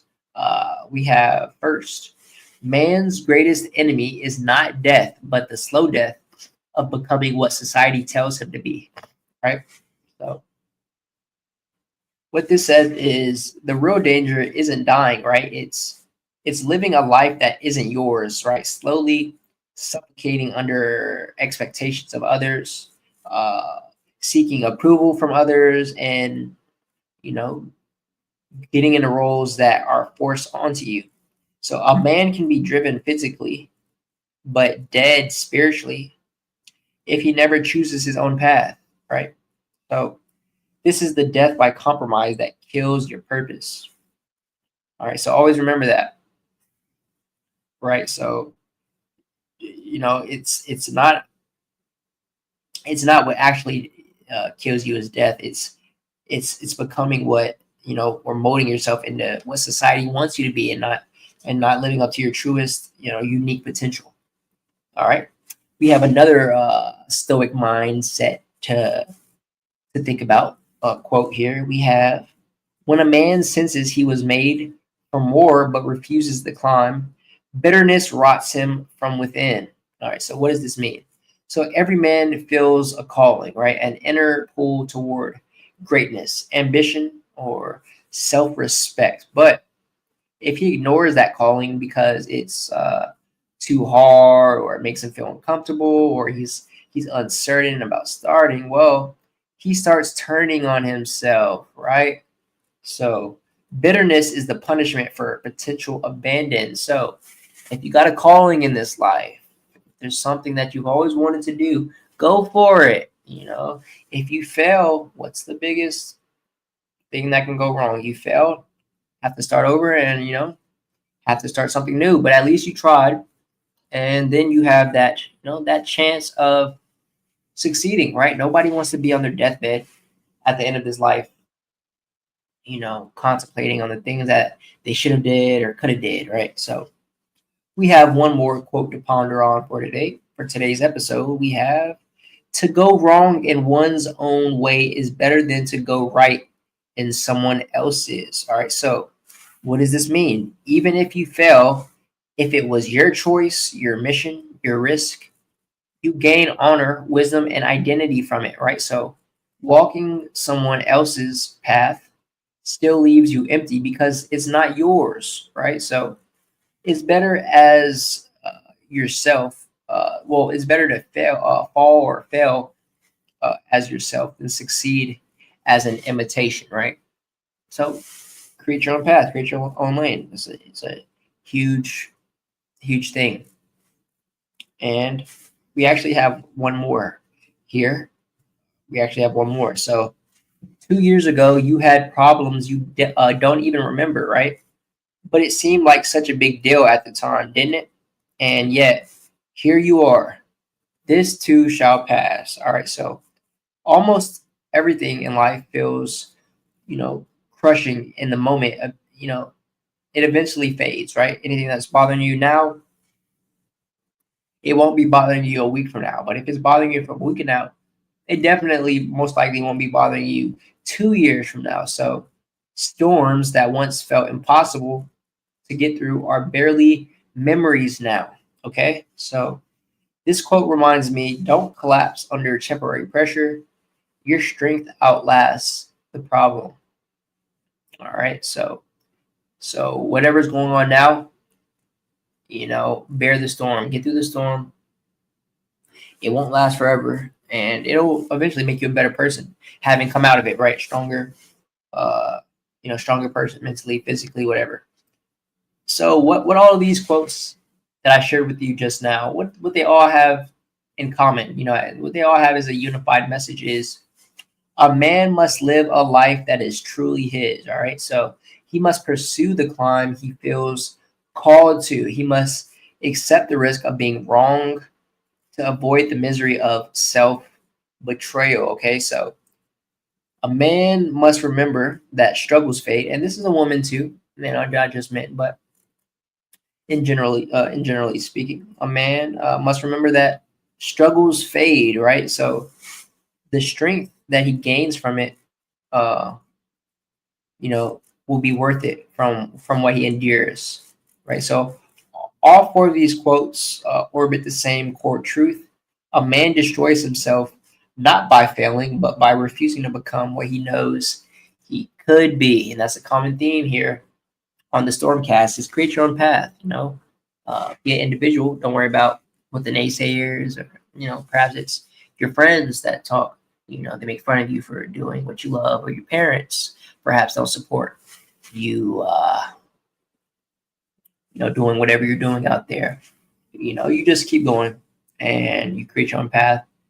And that's it for today's episode, ladies and gentlemen. Appreciate everyone that joined.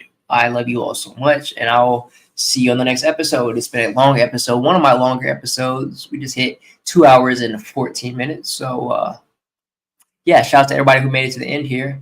I love you. Stay beautiful. Stay blessed. I'll see you on the next one. Goodbye, folks.